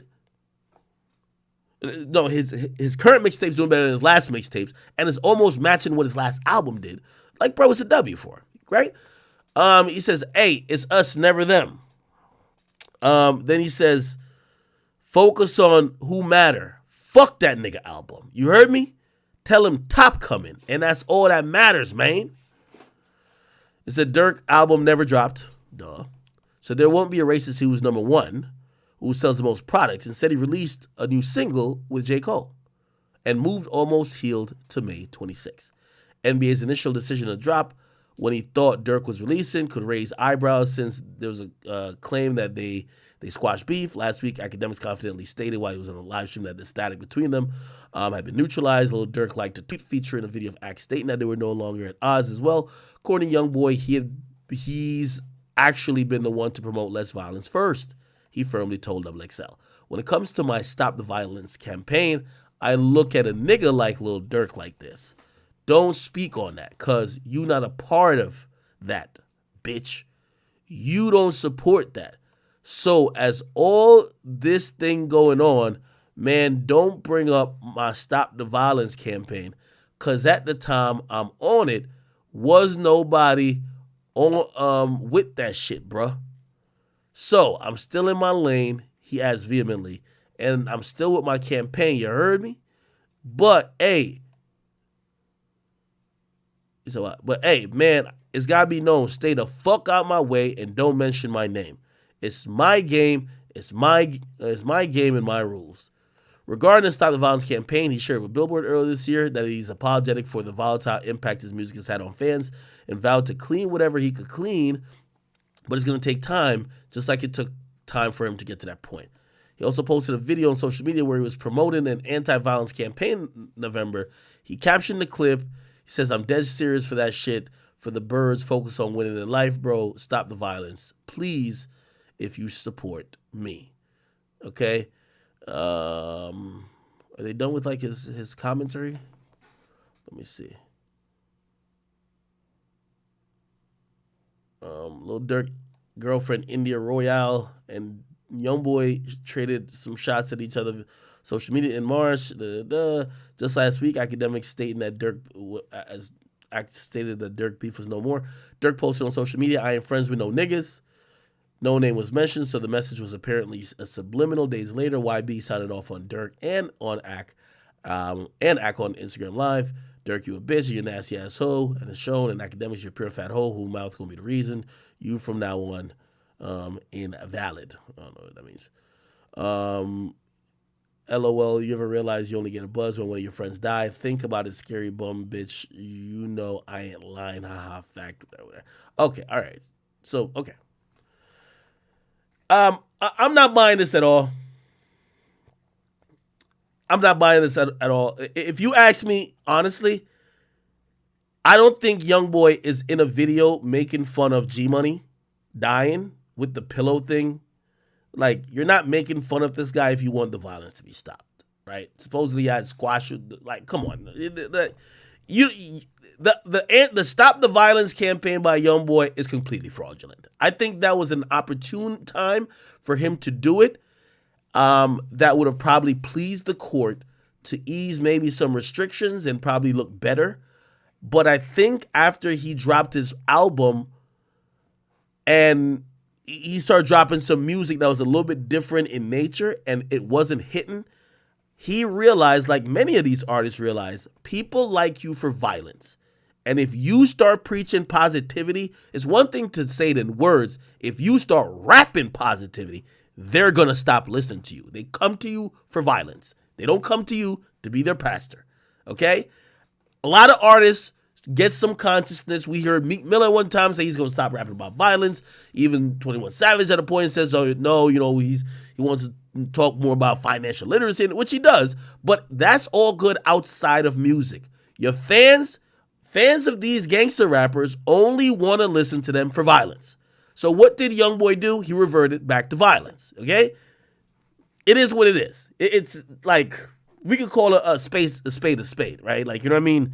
It sounds good to sound like, oh yeah, these guys are really changing up their ways. No. The first time this nigga see he ain't sell what he need to sell, fuck this nigga, fuck that nigga. I'm gonna step on this, I'm gonna step on that. Like, come on, bro. Like, come on, right? Secondly, secondly, I don't think nothing's coincidental. And by the way, I agree with how he's treating this release. I don't think I'm glad that he admitted that he dropped it in response to what he thought Dirk was doing. That's being honest, and I'm glad that he admitted that. And I don't see a problem with him doing it because, yes, you both are using each other for promotion.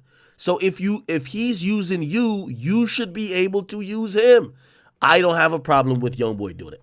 And now that y'all are mutual in this, y'all are going to get to a point to where you realize you're going to be 40, 50 M. Hopefully nobody dies, clearly, right? And that's the problem with these beefs because somebody usually gets hurt. Y'all gonna realize as y'all milk and stretch this beef, because the youth only cares about YoungBoy and Dirk beef. If y'all milk this and stretches for another 3 to 4 years, y'all gonna be up 40, 50 M's off of exploiting this issue because fans are gonna pick sides. It's a two-horse show right now. That's the thing what beef does. There's only two monkeys in the zoo, and I'm not mean to call them monkeys, but like there's only two clowns in the circus right now. Everybody else people don't care about. People focus on these two guys. So if they do it where nobody gets hurt, they could keep beefing and threatening each other and dissing each other's girls and baby mamas and making fun of their other dead partners or whatever the case is. They'll all just be racking in the money. So I'm just telling y'all this is a money initiative. I'm not saying they don't like each other. Don't take that misconstrued. But beef actually helps both of their numbers. That's a fact.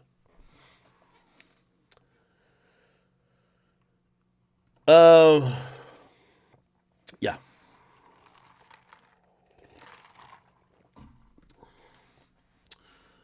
Regardless, by the way, give me 1 second. Regardless, YoungBoy did drop something that was very, I don't know if it shocked other people. Oh.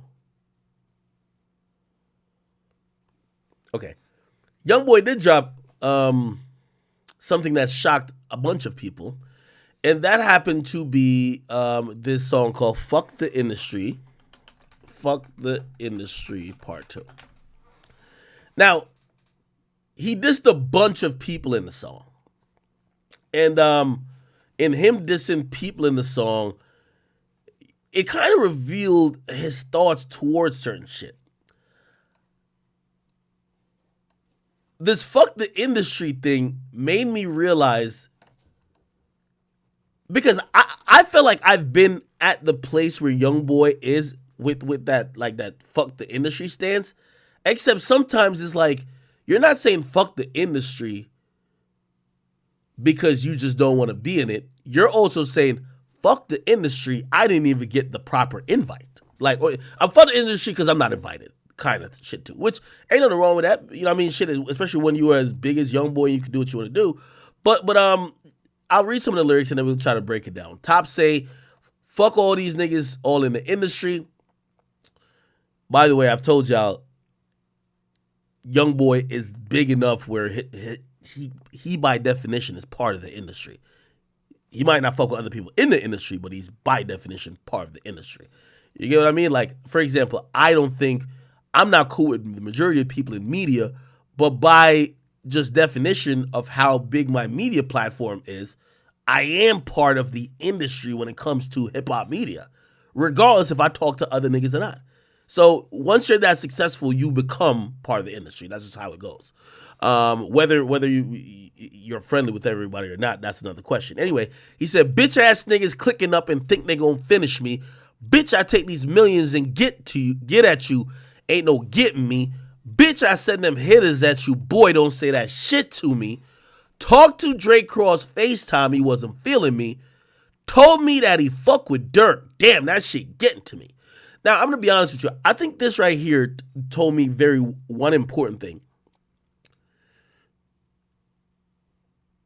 YoungBoy is affected by the fact that he's not as liked as Dirk. He is affected by it. Through all of the bitch, fuck you, fuck this, fuck that, which he constantly portrays as his image, it bothers him that maybe people he would want to work with, or maybe people he looks up to, I won't just say he looks up to anybody, but they don't fuck with him, and they might fuck with the person he doesn't like. Or in this rare case, the person, they're not saying they don't fuck with him, but they're saying that they're friends with someone that clearly doesn't like him, right? He said, talk to Drake Cross FaceTime. He wasn't feeling me. Told me that he fuck with Dirk. Damn, that shit's getting me. Told me that he liked the shit I'm doing, but he can't do shit with me. So when we cross our ways, fuck what you say, bitch, you the enemy. Now that's an interesting sequence of events because YoungBoy comes off as a insecure 22-year-old. And what I mean by that is you really want some acceptance from Drake. Clearly, you know what I mean? Because you could look at this as two ways. Number one, and by the way, I got some criticism for Drake too, don't worry. The nigga's being a man by saying, yo, my man's is the nigga you beefing with, bro. We can't do nothing. He seems kind of hurt that Drake can't fuck with him because of that. Let's be honest, right? He literally says, damn, it's getting to me, right? Again, I've said my position on all of this is that this doesn't mean, because I heard some people trying to make this parallel, YoungBoy's blackball. This don't mean YoungBoy's blackball. This means YoungBoy don't have friends. But you could know why YoungBoy don't have friends. Look how he deals with his friends. That's why he don't have no friends. He's always operated solo. Well, as once he got his clout, because he used to be the nigga hanging with a lot of people. You know what I mean? But like he used to stay at some crib with like Kodak and them. He used to stay with like 21. Like a lot of niggas have stories about YoungBoy on the come up being really friendly with them. But at a certain point, he basically said fuck all them niggas. Like he's not friends with none of them no more. And I maybe there's deeper backstories to it, but regardless, this industry, which I'm telling you he's a part of, no matter if he wants to say he's not a part of it, he's just too big of an artist to not say he's a part of it. This industry is about relationships, right? I'll say with me, I'm horrible at making friends. I'm usually a little standoffish. I think YoungBoy is probably just the worst at making friends. He don't try to get allies. And it's not about clicking up, because I hate when he keeps saying, yo, niggas is clicking up. Yo, YoungBoy, you're not at war. You're signing millions of dollars of contracts and making some music, my guy. This isn't war. They're clicking up. Nah, Ukraine clicked up with NATO to try to beat Russia. No, my nigga, you're making motherfucking music. Nobody's clicking up. And also, this is another thing when YoungBoy has to realize, he might be a narcissist too. Everybody has their own families. They come from their own cities. They got their own problems, their own beef, their own ops. They got their own shit going on. They're in this music shit to make money. Yes, do they get relationships with people? They have certain friends, and most of the shit is industry friends. Yes. But nobody's looking at every situation like, let's click up to get YoungBoy. For what? Like, YoungBoy, this is you. This is Drake. Like, he don't give a fuck what you do. You're dropping 900 songs to be ranked, or to be for your streaming numbers to be getting lapped by him 5 times. He drops one album. You and Drake are nothing close. I don't care what stats y'all keep putting out. Drake don't need to click up. Oh, we got to go get YoungBoy. Who says that? Who the hell says that? So this whole they're clicking up to get at me shit. What?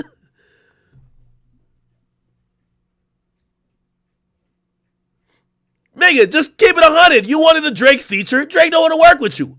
Why Drake don't want to work with you? Because you probably had opportunities to make friends in this game. You didn't. Not Drake, your level of hotness, and maybe that's what's getting you confused. I'm telling you, is the asbestos in the ceilings in that Utah crib. Your level of hotness where you think that Drake would want to do a song with you, nigga, you're irrelevant to Drake. The fuck? Like, Drake don't give a fuck about it. Just like Dirk. Drake don't need to do a song with neither of y'all. So when I hear Drake's doing a song with Dirk, or he fucks with Dirk, I'm thinking that he's actually cool with Dirk. He likes him. Just like how he just likes Yachty for some odd reason. But they're friends. Yes, he likes Dirk. Yo, he has Dirk on his album shouting out his girl's makeup line. Yes, that's a friend. You're the antisocial nigga. Like, yeah, he don't give a fuck about doing a song with you. What does Drake look like? Nicki Minaj? Fuck out of here. Drake is not like, these people aren't clicking up like thinking you're like a fucking, you know what I mean, like a threat. Now, granted, I will say, this is the house you built. You are selling records by pushing that you're in some war or beef that could end up in violence or bloodshed. You're forcing dudes who happen to be street niggas to have to pick. Also, they don't know you. None of them know you. They're like, who's this nigga? You don't see Wife and Lucci coming out and crying saying, yo, everybody clicked up with Thug. I couldn't get no feature. No, they just know we all cool with Thug. Thug don't like that nigga. They beefing in the streets. We're just not going to do music with you because we don't want to play both sides. It's really the only people who's supposed to kind of be in the, and I agree when 21 said this. It's supposed to be media niggas like me. It's supposed to be like in the middle, right? You would normally say niggas like Drake, but I ain't gonna lie. Drake be really locked in with some of these niggas. Drake is actually locked in with a lot of these niggas. Drake don't know you. Somebody said, now Drake's a street nigga. No, Drake's locked in with them. Like, Drake, those are his homies for whatever reason. But that's where you gotta take the good and the bad. This antisocial shit where you don't talk to nobody. Yeah, you should assume, yeah, all the friends of the guy you told you want to kill, they might say, oh, you know what? I ain't got no issue with that nigga, but I ain't gonna make no music with him because that's my homie right here. That's kind of normal.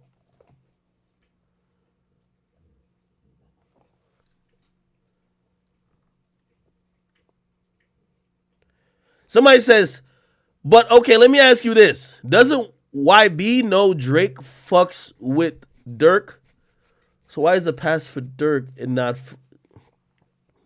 Bro, YoungBoy's own logic don't be making sense. Like let me tell you, I'm telling you, YoungBoy he's smarter than it appears, my nigga. It just don't make sense. Then he goes to Jay Ho. That nigga played a code like he was gonna do a feature. So I texted his line a muscle sign. I swear it's gonna be nice to meet you. I'm telling you how the story I heard, man. Left the nigga in the studio.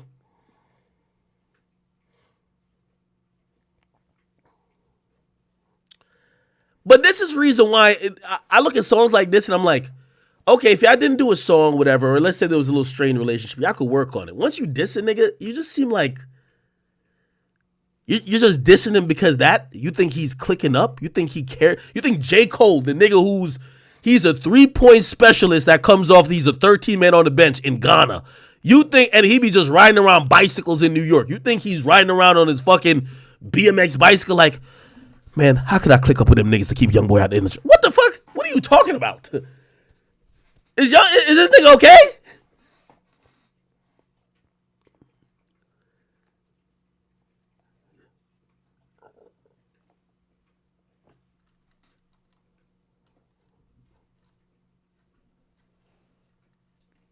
Now, I'll give you another example. And put it like this. I'll put this out there. It's the music business. Features fall through all the time. Did y'all know? Did y'all know that YoungBoy promised 6ix9ine a feature? 6ix9ine called me a million times. Could you call him? Could you call him? Could you call him? Could you call him? Could you call him? Please, I'll send 5 songs. Please, please, please, please, please, please, please. I'm like, 6ix9ine, he'll do it if he want to. The fuck? You never did a feature. You said it on live. You say you would. 6ix9ine hit me up. Yo, shit, I bet. Yo, connect that up. I'm sending a song. All right, whatever. Y'all can do y'all thing. You talk to the nigga on the phone, you say you're gonna do the song, you ain't doing the song. He ain't call you a hoe. He can't call you a hoe because you could do it if you want to. You said you would, but you didn't want to. Fuck it. That's how it goes. So I'm just trying to use your same logic. J. Cole a hoe for doing essentially that.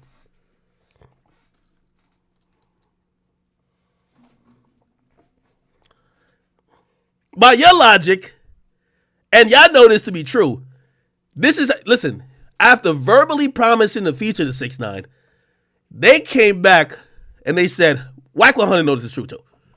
They said it takes $1 million for 6ix9ine to clear the feature. Nigga, you said you would do the song with him. You said you'd rather do a song with 6ix9ine for the pussy niggas. Now it's $1 million? 6ix9ine was down to pay the $1 million. They come back, $2 million. You didn't want to do the feature, bro. Just tell him. Just tell him. So the same thing you're saying about J. Cole, you did too. You did the same thing. You could have. I remember even asking you on the phone. I said, bro, 6ix9ine is calling me like, yo, bro, yo, act. Because I don't hate bothering people. I don't like being middleman. He said, yo, act, please, as my friend, could you just call him and ask him, like, bro, I'm gonna send him what, please.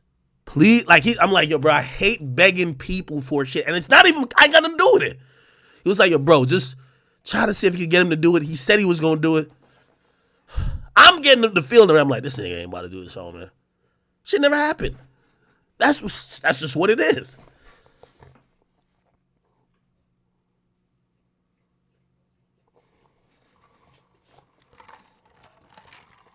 Now you not doing a song. That's the industry. That's what happens. There's nothing wrong if you didn't do the song.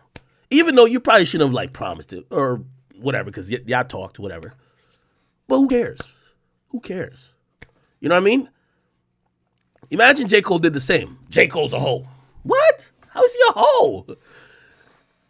How is J. Cole a hoe because he didn't do a feature? He's not plotting against you. He just, whatever happened. Yo, my boy was probably like, you know what I mean? He was probably like practicing for the Ghanaian basketball team playoffs. You know what I mean? Like my boy get busy. Corner specialist. You know my boy get down?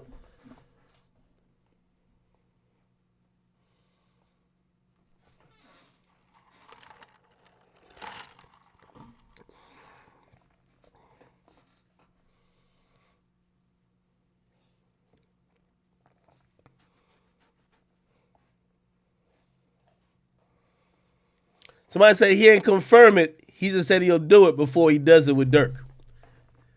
Nigga, 6ix9ine sent him the songs. They talked. Stop it, brother. Like, y'all not involved. Shut up. Tell you what happened. They talked. Nigga kept bugging me. I'm like, yo, please, I hate being the middleman. Because you just, I guess you promised this nigga a song. Could you do it? Or just, like, give him an update. Nigga said my mouth, something with his mouth and dentist. I'm like, all right, whatever.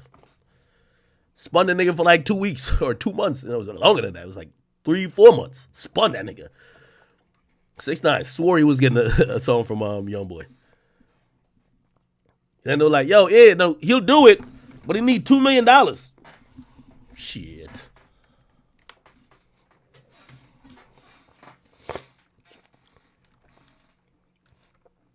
That's what happened. I think he should have just told that nigga from the get-go, be like, yo, bro, I was talking shit on live. I ain't gonna do no song with no fucking rat. Or, I don't know if he was gonna say that, but, or nigga, I ain't gonna do no song with you. Fuck that.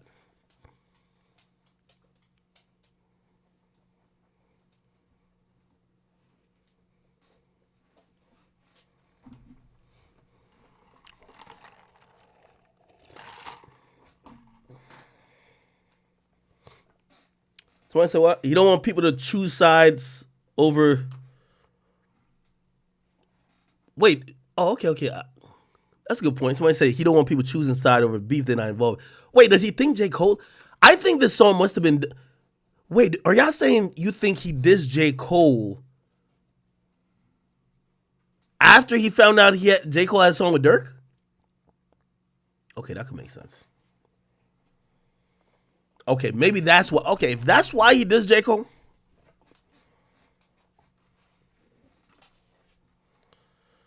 So is he taking it that, oh, you ducked doing a song with me, but you did a song with him? The only thing that wouldn't make sense, J. Cole was trying to do a song with him before and waited in the studio for 8 hours.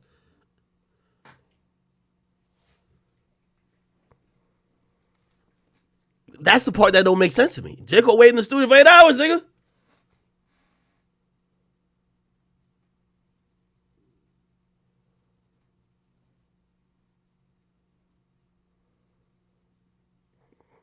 I know there's a lot of NBA YoungBoy fans in here, and y'all are just trying to defend to death. Somebody say, yo, bro, he told streamers and reactors to pick a side. Yeah, that was a little odd, too. Like, what?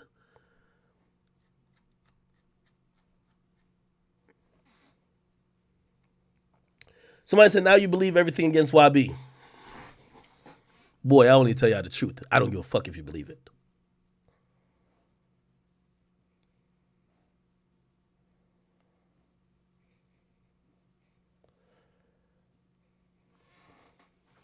I know the executive who set it up. Like, nigga, I know who set the shit up, bro. I'm telling you. Bro, I only speak facts, dog.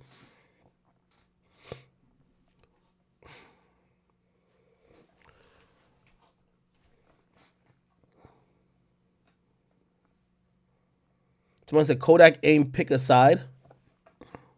Now, I think him and Kodak's issues has been just different. Like, I don't think him and Kodak's issues is picking sides.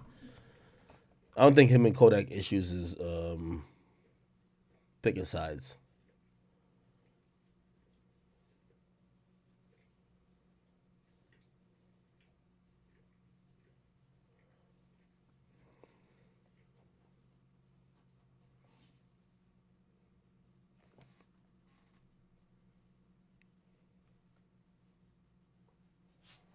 Somebody says Cole was waiting in a studio and YB, the nigga involved, said he played him.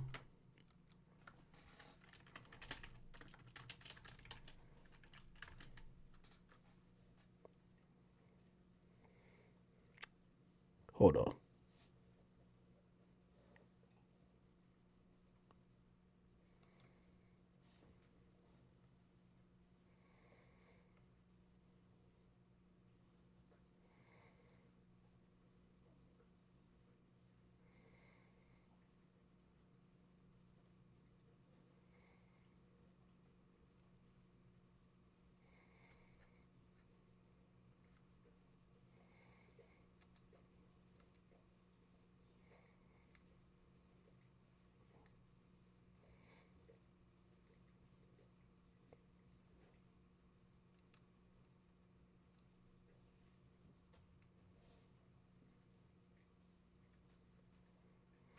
Okay.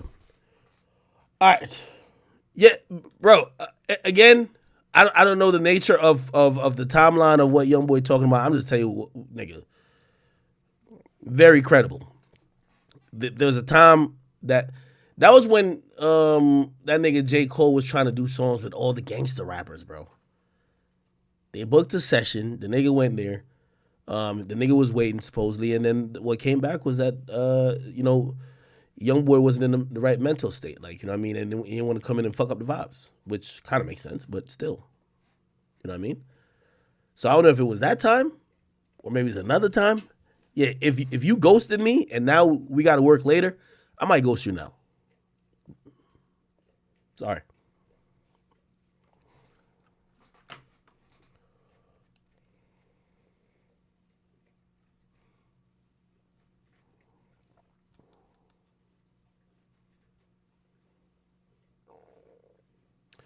Somebody said it takes a nigga 8 hours to say that. So I mean, I'm trying to, without giving because again, this is not like J. Cole hit up YoungBoy, right? This is like somebody mutual who sets up this studio session, and YoungBoy's supposed to be there, and J. Cole is gonna be there, and they're supposed to do a song. Obviously, YoungBoy knew that J. Cole was gonna be there, and obviously J. Cole knew that YoungBoy was gonna be there. It's like, all right, yo, this is a session that I could work. J. Cole shows up, YoungBoy doesn't show up. You get what I mean? So it's. I see some people say, does it take 8 hours for you to tell someone that you're not gonna show up? I'm pretty sure all the communication was with the person that was the middleman, right? Someone already told their business. I know. The fuck, I don't care.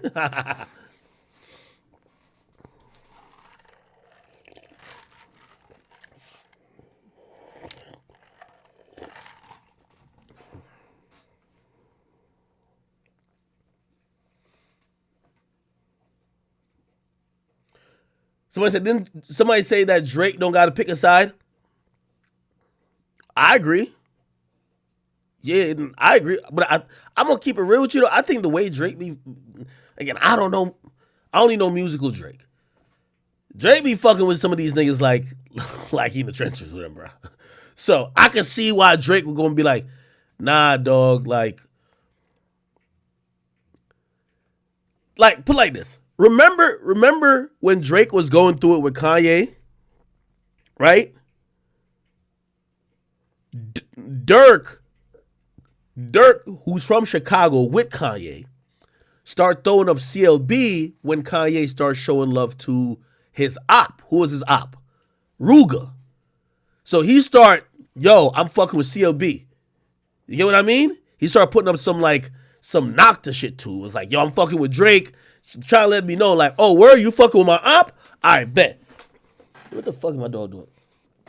Yo, bro, chill. That's a cord, my nigga.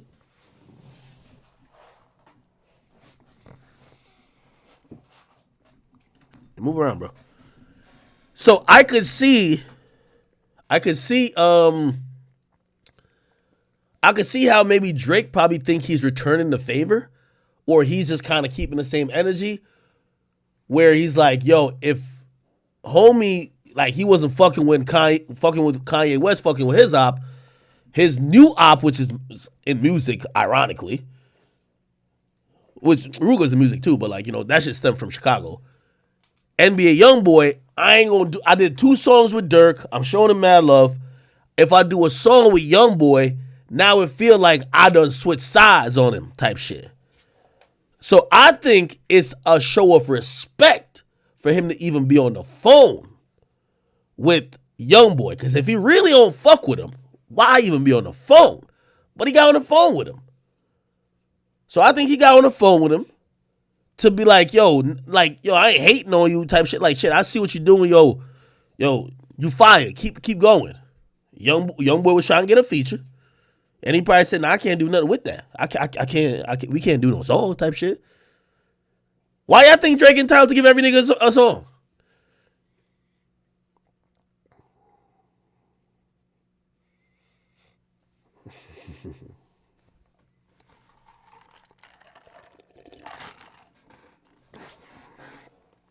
Listen, don't get mad, man. Drake not entitled to give a motherfucking solo song. I don't care how mad y'all are.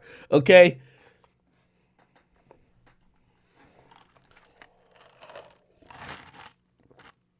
All right. The next diss. He said, pussy niggas trying to close the door. Bitch, you ain't heard back from Baton Rouge to that Noya? Yeah, we cut though, then we hate hoes. And bitch, I'm soldiered down. Might play you close, but don't fuck around. I just try to pull an act off with them boys out of Atlanta town. Tats on my sleeve at night, can't sleep. I barely eat. Grew up in the streets. So I like that little rap. Bitch, you ain't had to kill at just 16. You don't compare to me. And never, ever up in life we couldn't compete. You want to jump in a beef, and none of y'all want to bang it out with YB. We kill security first, then you get your head bust inside the street.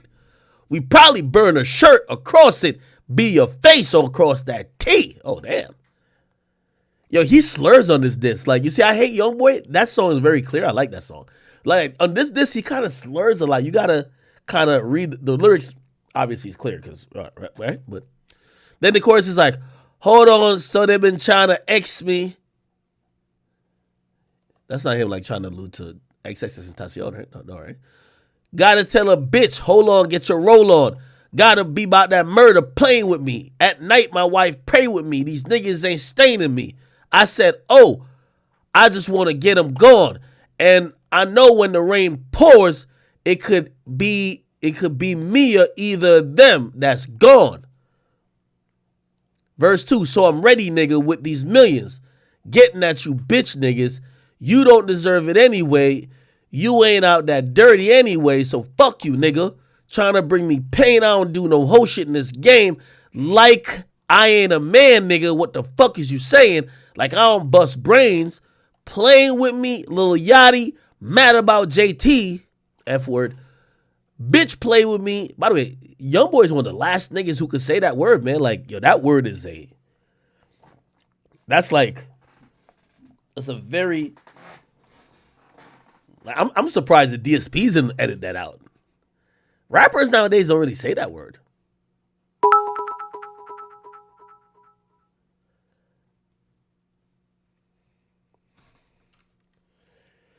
Somebody says, Ak, you've been on a legendary glazing streak since you say you're going to stop talking about him. You keep him more relevant than anything. Your influence is bigger than you even really. I mean, he's a huge part. Like, I mean, number one, I keep saying that he doesn't need me. But here's the thing with media, right? It's a great day when the artist, I always tell, for any media person that's coming up, it's a great day when the artist is talking to you. You part of the story. It's over. My job is just to talk. They make money when they rap. So all I got to do is just keep talking and the cash goes in. So it's all good. Other than that, like, shit, he's dropping an album.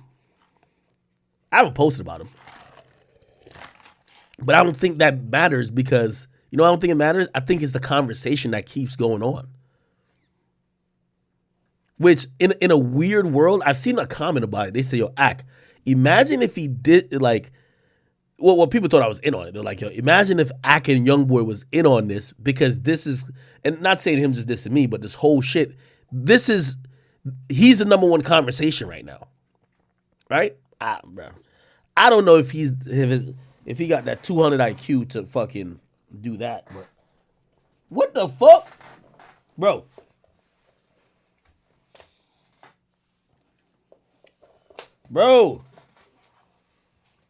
Yo, watch out, bro. Watch out. Move. Oh my. Look. Pluto just been down there. Look. This motherfucker just bit up a whole thing to my subwoofer. Bruh. You can have it now. Go over there with it though. Jesus. Anyway. I'm wondering when this Lil Yachty line was for. Because Lil Yachty hasn't been with JT in a long time. Uzi's with JT.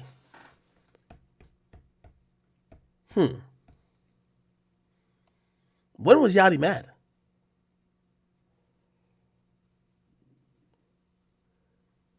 Okay, he said, bitch, play with me. Half of y'all ain't got more money than me. Bitch, I've been stacking. I did more time.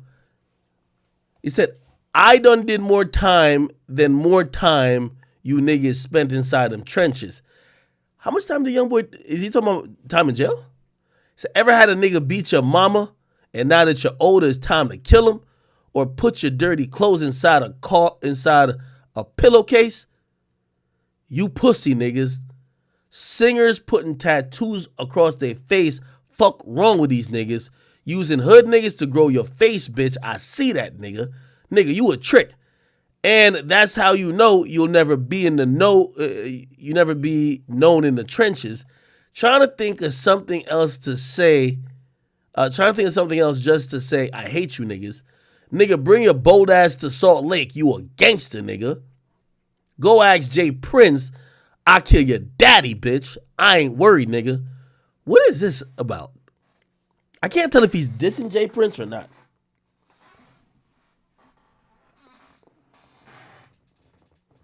Bro, if you bite another one of my cords.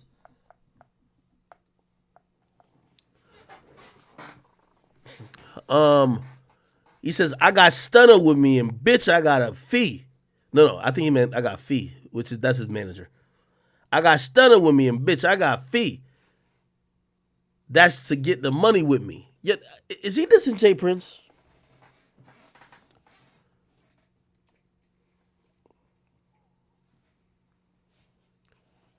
So it says clearly a diss. But he says, go ask Jay Prince. Is he talking, like, who's Jay Prince's daddy? He says, go ask Jay Prince, I'll kill your daddy, bitch. I ain't worried, nigga. This genius annotation said this is something to, he was talking about Jay Prince as in Jazz Prince. Or maybe he was talking about Jay Prince Jr. So this is,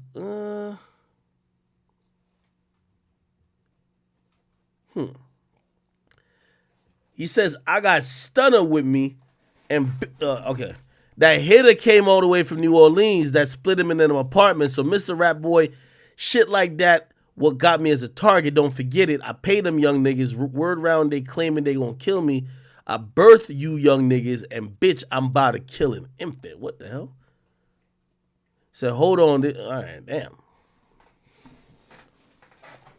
I think this was kind of target. I thought it was unnecessary for him to diss J. Cole and Drake. Say whatever you want. So I said, play the YB song from the Fast X movie. So I said, how much longer can YB rap from the crib and stay relevant with all this beef? He's starting to sound like a little boy who's mad that he's grounded in the house. His audience eats it up. I'm going to be honest with you. I think he could last 5 years in house arrest. His audience eats it up. I think his reputation before he got on house arrest, I don't think people question his gangsterism. I don't think people question if he's like that. So him talking hot shit, I think he could always do. Because they understand why he's not outside. They understand that he's on house arrest. So I don't think they're looking at like, yo, nigga, stop acting up from the closet in your bedroom, my nigga. Like we're not scared. I think people realize that he used to be running around the streets and he was kind of like that, you know?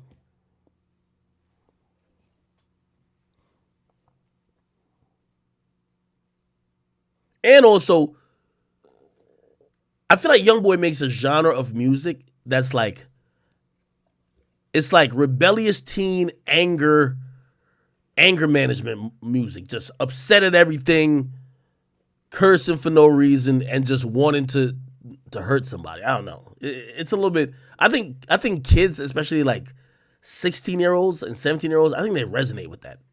Just upset at the world. So I said a lot of people in the pen listen to YoungBoy.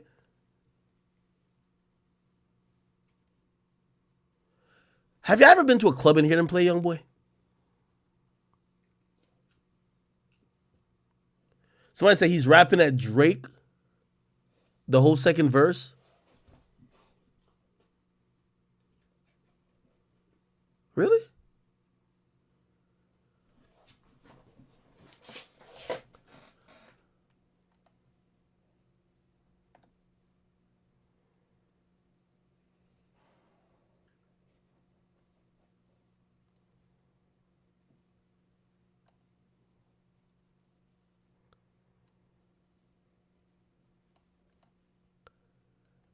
Wait, you just gave me a whole new perspective on it. If you start, does Drake have a tattoo on his face? Drake Instagram. Wait, no way.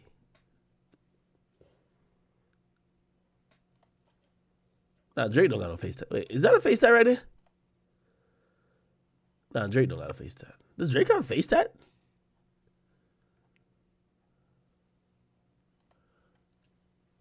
Oh, you do got a face tat.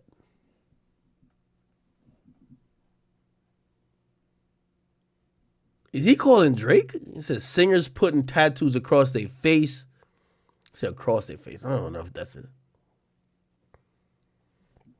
Fuck wrong with these niggas using hood niggas to grow your face, bitch. I see that, nigga. Nigga, you a trick. That's how you know you'll never be known in the trenches. Trying to think of something else just to say I hate you niggas. Nigga, bring your bold ass to Salt Lake. You a gangster, nigga. Oh, this line makes sense now if you think he's going at Drake. Go ask Jay Prince, I'll kill your daddy, bitch. Because, I mean, Drake basically called Jay Prince his dad. Damn near.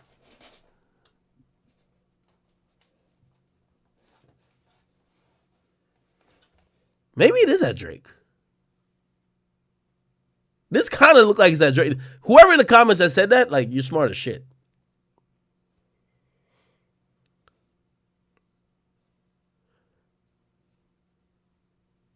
But this line don't make sense. I got Stunner with me.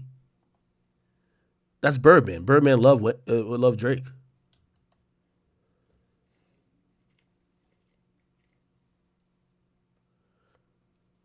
Huh.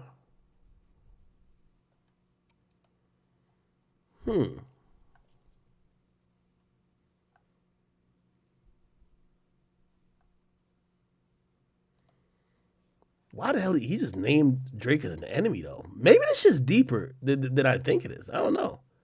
I'm thinking he ain't really got much reason to be dissing Drake.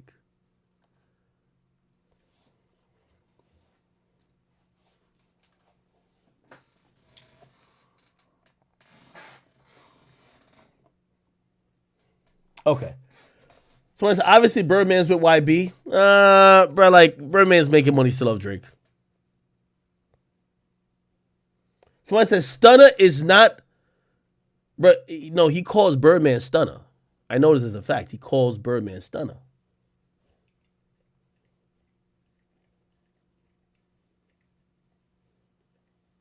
Someone said talk about Polo G liking a tweet about YB. Let me see that. Polo G Twitter.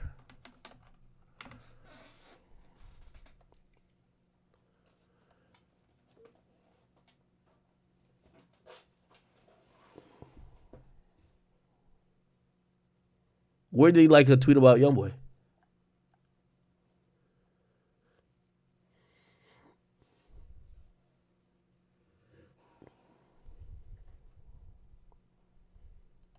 Nah, he never liked no tweet about YoungBoy. Yeah, he probably liked it or unliked it. That's probably by mistake. Niggas be on Twitter, bro. If you liked it and let it stay up, that's what I can say. You know what I mean? Somebody says the second tweet.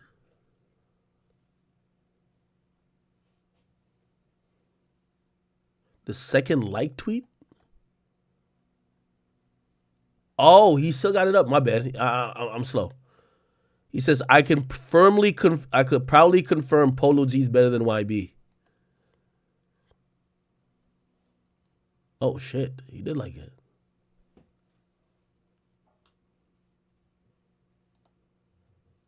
Yeah, I think Polo G is definitely rocking with Dirk. Yeah, I think this is a mistake.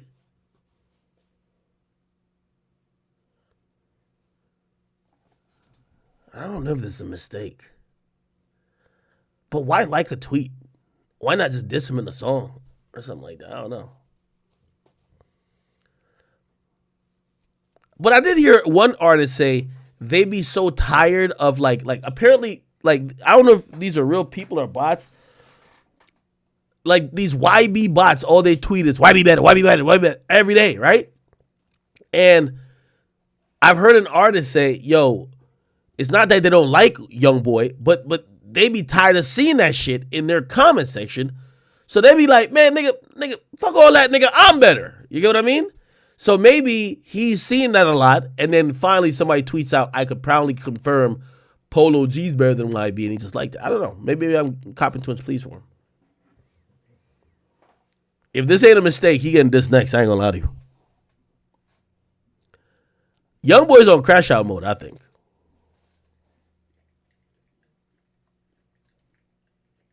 Somebody said YB fans the male barbs.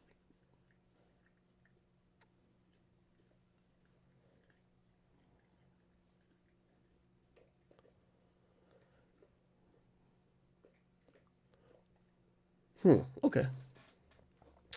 All right. Thank you guys for the hype train, by the way, too. I see Blazing Chula keeps saying, talk about J. Cole dissing me. J. Cole is not dissing me. J. Cole know very much better. What's the name of the song? J. Cole, Lil Durk lyrics. So he had a rap on this shit, right? And he said this. By the way, Durk said that Cole killed him on this track, which I ain't gonna lie, Cole went crazy. He says, first generation ghetto, nigga, cold world, hello, niggas. Made it out of the city with my head on straight. Niggas keep shooting up the let out. Young Jordan Peele gotta get out, but the shit I spit out is a cheat code like I'm facing a RICO, and how a nigga put a hit out and another one and another one. I got like 100 of them. Bout to lap niggas so they think they ahead of me, but I'm really in front of them. Now some of them fumbling their bags, fucking up their little crumbs they had. Reminder to humble yourself. This shit could be gone in an instant. Me, I'm running long distance. All pistons firing. I be stuck between maybe retired and feeling like I'm not hitting my prime. These days, These days, seen rappers be dying way before they be getting their shine, and I never ever heard of Lil Buddy till someone murdered Lil Buddy. Now I'm on the phone searching Lil Buddy's name, got him playing his tunes all day in my room, thinking, damn, this is wicked. To get their name buzzing, some niggas gotta go lay in a tomb, and media thirsty for clicks. I got a new rule. If you ain't never posted a rapper when he was alive, you can't post about him after he get hit. It's simple. It's a principle. J. Cole, anybody listen to you? Straight up. Nobody want to hear you. You ain't got no damn rule that we got to follow. I think some rapper died in the West Coast recently. And I remember, I think I posted, this was definitely the first time I posted when I said he passed away. And honestly, I don't give a fuck to post him or not. Like, you know what I mean? I don't give, like this is going to sound kind of bad, but if some unknown rapper dies, I don't give a fuck to post it. If I ever do post it, it's because you want to give the fans of that person, because I'm only a fan of what I'm a fan of, right? I'm only, like, I don't know every rapper. So if a rapper that I don't know or I've never posted before dies, that's only to give their fans an acknowledgement post or a confirmation, something like that. Like, you know what I mean? There's no, I don't know media who have made, really made money off a rapper who died that they never posted before. You get what I mean? It's like, obviously media does make money off, like, for example, like people posted Pop Smoke a lot after he died, but I don't think no outlet didn't post Pop Smoke before he died. Usually if it's somebody that you've never posted, if they die, you might just post it that they died and don't post them again. Like, nobody makes really money off if you never posted a nigga, right? So, like, I'm guessing you don't, if you're a hip-hop media outlet and you never posted a nigga and he passes away, that is news. That is news, right? And it might just be news just off proxy of some of your fans. That's all they're talking about. You never posted, but some of your audience, I saw it talking about, you acknowledge it, rest in peace, move on. I'm sorry, just move on. Now, if all of a sudden you have some vested interest in this guy that you've never posted, and now you're like, hey, this guy that I've never posted, let me tell you about his new release after he died. Okay, you're wildin'. You get what I mean? But whatever. First of all, J. Cole can't create a fucking rule that nobody's gonna listen to. Second of all, that's just the nature of things. I think whether it's your CNN, like, for example, I don't want to wish death on anyone, so I won't even use a name. CNN hasn't posted about a lot of people. Like, for example, I don't think CNN ever posted about Nipsey Hussle. But when Nipsey Hussle died, that was national news. Like, they have to post, hey, a rapper out of California has passed away today. This is what happened. That's what happens. Like, you know what I mean? So, it is what it is. Somebody said, I'm mad that Cole didn't give me an interview. Nigga, do you think I even want to have an interview with Cole? Bro, I really don't even be giving a fuck. Right now, the only person I would really want to interview from badly, Burna Boy.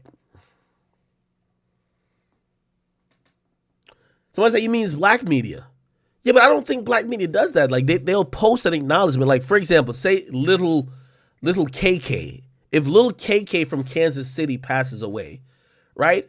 And say I'm a media outlet, I'm getting 200 DMs. Yo, Lil KK just died. Lil KK just died. Yo, you're not going to at least acknowledge the fact that Lil KK just died? Okay, you realize regionally, that's a big story about a rapper that passed. You might just acknowledge his passing. Hey, not too sure if you guys are familiar, but if you are, Lil KK passed, rest in peace. Keep it, you know, again, this is rest in peace posts, especially as media outlets. I like to think it's supposed to be for, like, if you ever see me do a rest in peace like video, I hate doing those on YouTube. I always end with saying, yo, listen, this is really for the fans. Yo, drop a moment that y'all remember, a song, an album. Like, remember that person, right? I don't think that's being thirsty for clicks in a sense, unless you're doing some false shit.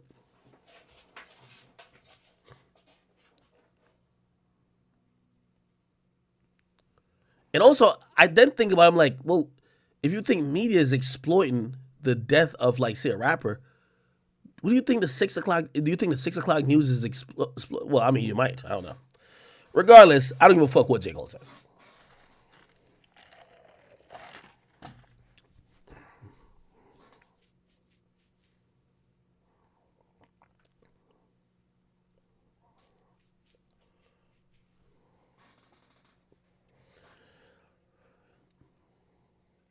Yeah, who just said that?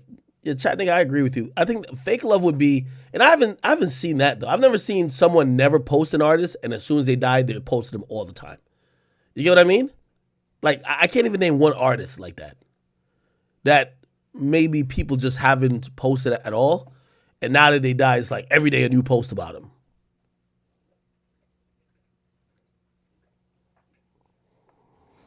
Okay, all right.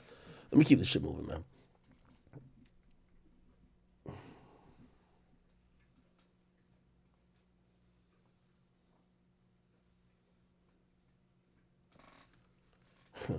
Somebody say, yo, beware academics of NBA YoungBoy. What? Somebody said, you're the media version of YB. Somebody said, we need another T-Pain interview. Yeah, we definitely do. Somebody said, Vaughn. Hell no, I used to post Vaughn all the time. I used to love posting Vaughn because Vaughn used to talk spicy as hell, nigga.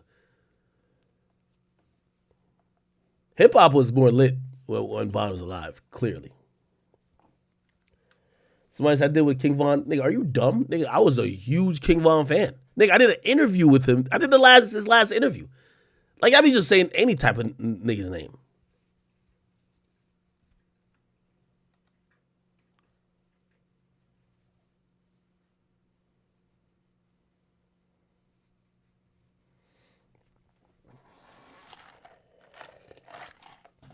All right. Shit. Yo. I do have to go film. So I got to go film off the record.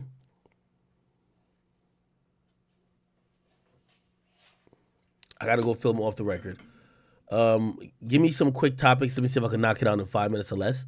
But I got to go film a episode of Off the Record. I will be back on tomorrow, so don't trip. You feel me?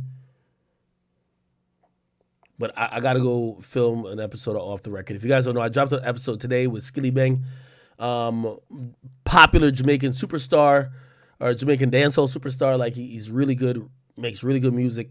He's the dude with the wop, wop, wop, wop. So go listen to that Off the Record. I'm going to go film another episode, and I got to produce another episode today, too.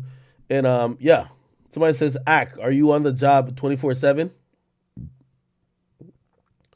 Somebody says, Mikey Williams diss me. Who the hell's Mikey Williams? Oh, that's the basketball player?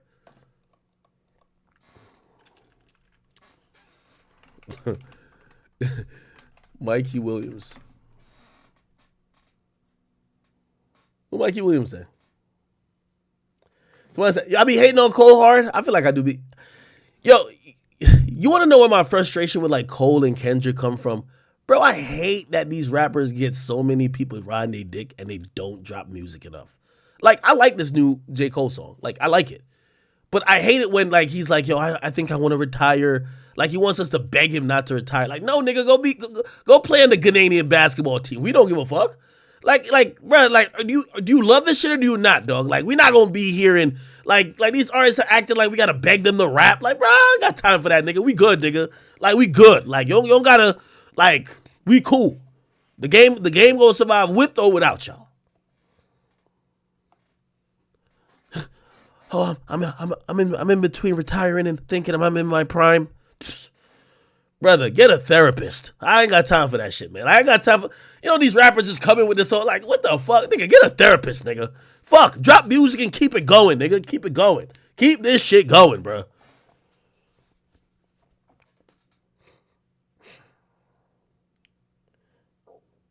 I'll get a Valiant interview? Yeah. For real, man. Some of these niggas, man, I be listening to them like, yo, nigga, you've made hundreds of millions of dollars from music. You want me to sit here and think that you're going through some mental shit that you can't record? Nigga, just get in the fucking booth, rap, and then go do the weird shit you want to do. I'm just mentally burnt. Like, all right, bro. We don't want to hear it. All right, bro. I do love him, though, when he drops music. But when he getting blind dick suckers just rocking his shit, like, outside of the music dropping time, I'm like, let me see. I think I might have hit everything. Actually, I did want to talk about a few more things. Fuck. Let me see.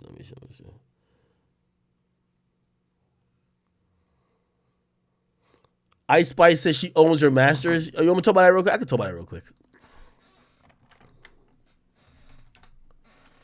can talk about that real quick.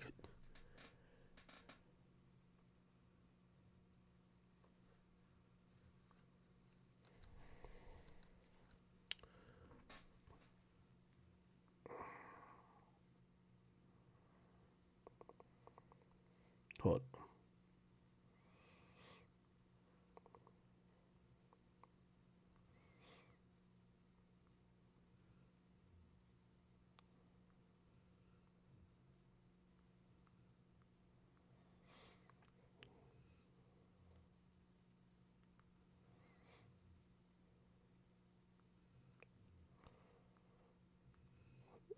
All right, man. Who cares? Mikey, nigga, go play some basketball, bro. Listen, I ain't really got no back and forth with some basketball, nigga. Listen, bro. Whatever you mad about, nigga, we are here to tell your ass that all that Ja Morant shit just ain't gonna pay off, my nigga. Like, you got a little talent. You're African American, making it up out of your situation. Enjoy yourself. Just don't be dumb. Don't throw this shit away. And also don't give people a reason to try to, take away your blessings or penalize you for it. You know what I mean? You about to get drafted soon. Shit, there's something called tough love too. You know what I mean? Like, I know a lot of y'all, obviously he's like probably 17 or some shit. Like, y'all are fucking spoiled. So you want people to co-sign and y'all probably have a lot of dick riders around y'all? No, motherfucker. We shouldn't be hearing stories about you toting guns. All right, my nigga? Play basketball, nigga. You should be dribbling all day. That's it. All right? Sorry. If your parents ain't going to tell you that, because I think all these niggas getting that NIL money now, they getting mad money in basketball. But nah, come on, man. We're rooting for you. All right? Hopefully we see you in the NBA and hopefully we win the ring. But other than that, he's like 17. He's like Bronny's age, right? Or he's like 16. All right. Anyway, oh yeah. Let me go play the Ice Spice shit real quick. I told y'all that Ice Spice was not signed to what the fuck? This is so bright on my face. Pause. I told you that Ice Spice was not signed to Nicki Minaj. She's been signed to 10K Projects. I told you I got a deal there too. And it goes through Capitol. And for anybody who thought that she was signed, she basically gave an explanation of like her situation. I met with a bunch of labels and stuff like that, and then I just felt like 10K and Capitol was the good fit for me. You don't want to just take any deal, and deals came to her. There was production deals, 360 deals, but it was deals that I know that it can be better. And in order to get a better deal, you have to go out and do it yourself, and that comes with us putting money where our mouth is. And we did that with Munch. We rolled it out independently ourselves, and we leveraged the success and the hype around that, and we got the best deal. Now she owns her masters, she owns her publishing, and not a lot of people can say that. I'm still learning a lot, to be honest. Recording used to be very, very stressful for me, but now I'm getting more comfortable with it. Like, over the past year, I would say I've been more comfortable. Learning to record while learning like songwriting processes and everything was a lot, but I'm so happy I put in that time and that work. You know what I'm saying? Okay. So from what I know about her deal is that she did something that was pretty good for her. When she first came in the game, she signed a distribution deal for that song Munch, and it was through Create / WorldStar. So WorldStar was I guess their idea was, hey, if we get this to go viral, they're hoping WorldStar could have got it viral. They'll be lit, but it was only a distribution deal, which means like they were still a very much an independent artist. Later on, they started getting and fielding these deals of being actually on a label. And obviously, because they had leverage, they were probably thinking, we want to own our shit, right?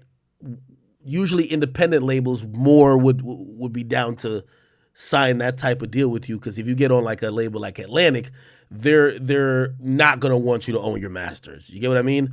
So you're probably going to sign with an indie label like 10K Projects. This is a good look because right now I keep telling you Capitol is the new Atlantic. They got all the hot artists there. Everything is pumping through that machine. YOUNGBOY's there, Kodak's there, Obviously Ice Spice, Trippy, Migos, Lil Baby, everybody's there. You know, they're like a hot label for like the young artists at the moment. So yeah, Capitol backs up 10K projects. They probably gave her a really good deal with good upside. Like probably fronted her like I don't know. She probably could have signed for $4 or $5 million, right? Or maybe I'm lowballing her. Who knows? Because shit, I think she's completely all recouped now. Like everything with her is going crazy. She probably signed for something like that. Allows her to keep her masters. They probably participate on the distribution. And I would think that maybe on the publishing, they might get a small percentage. I don't know. But who knows? They might not get any at all. But that's all because of the leverage she had. You know, it's not about, I see some people in the comment section saying W manager. It's not about the manager. If you're not as hot, you won't get that deal. Like you have to be as hot as you are to demand that deal. For example, 21 Savage, when he signed eventually to Epic, he owned his masters. Why? He dropped 2 mixtapes that were like platinum before. So shit, your negotiating power is only as good as the what you already came in with. That's why for a lot of artists, if I could give any artist an advice here, what you want to do as you're coming up, you want to do distribution deals until you hit one. Now, here's the thing, though. A lot of people might not front you enough to finance your career off just a distribution deal. That's why sometimes people sign like a full-on record deal. And also, the deal you're probably going to get depends on when you need it the most and when also you sign it. So, for example, that's why you realize with a lot of artists start out, they're from some local town. They don't know nothing about labels, this and third. Somebody from the local town who's a former ball player, like Carl Crawford with Meg, or it might be a drug dealer, it might be somebody else. They're going to say, yo, I'm going to finance this shit. Here's $100,000, or I'm going to spend $100,000 on studio, this and third, blah, blah, blah. And that person now becomes really your label. You get what I mean? Like, you don't know it's your label because it's independent at that point. But later on, when you want to sign to the label, when Capitol, Interscope, or Atlantic come through, that hood nigga or that basketball player or whoever who gave you that money that was financing it, they're tied to you. So you could still kind of work it through, but you know, again, you get to realize a label is just a financier. And obviously they could make a couple things happen, but if you could get popping on your own and nobody gave you money before, you could sign some of the best deals because you could walk into some of these buildings and tell them to eat dick when they don't come with the deal you want. And what deal would you want? Listen, you want to treat it like the iTunes. This would be the best deal possible. Treat it like the iTunes Apple Store, my nigga. Feel me? The label gets a 30% fee off distribution, right? And they also give you a couple $1 million in advance to make the album. So you're spending their money to make the albums travel, this and third. They only recoup, or maybe sometimes it's a sliding scale. Maybe sometimes it'll be like 50-50 on the distribution scale until you recoup. Then it goes to like 70-30 or 80-20. But at least you get to move around a little bit. And again, that's if you are really like popping, right? So that would be like the really best case scenario. Also, you're not gonna give up your publishing. Most artists on most labels, the label is gonna own part of the publishing, not the entire thing, right? That's like back in the days when they used to take advantage of artists, crazy. But yeah, when artists say they own their publishing, they own part of their publishing, right? Usually it's written in contracts that any song that drops on, say it's whatever label, the label retains say 12% or maybe 25% of your portion of the masters, right? You own the rest of it, or sometimes they split the masters 50-50.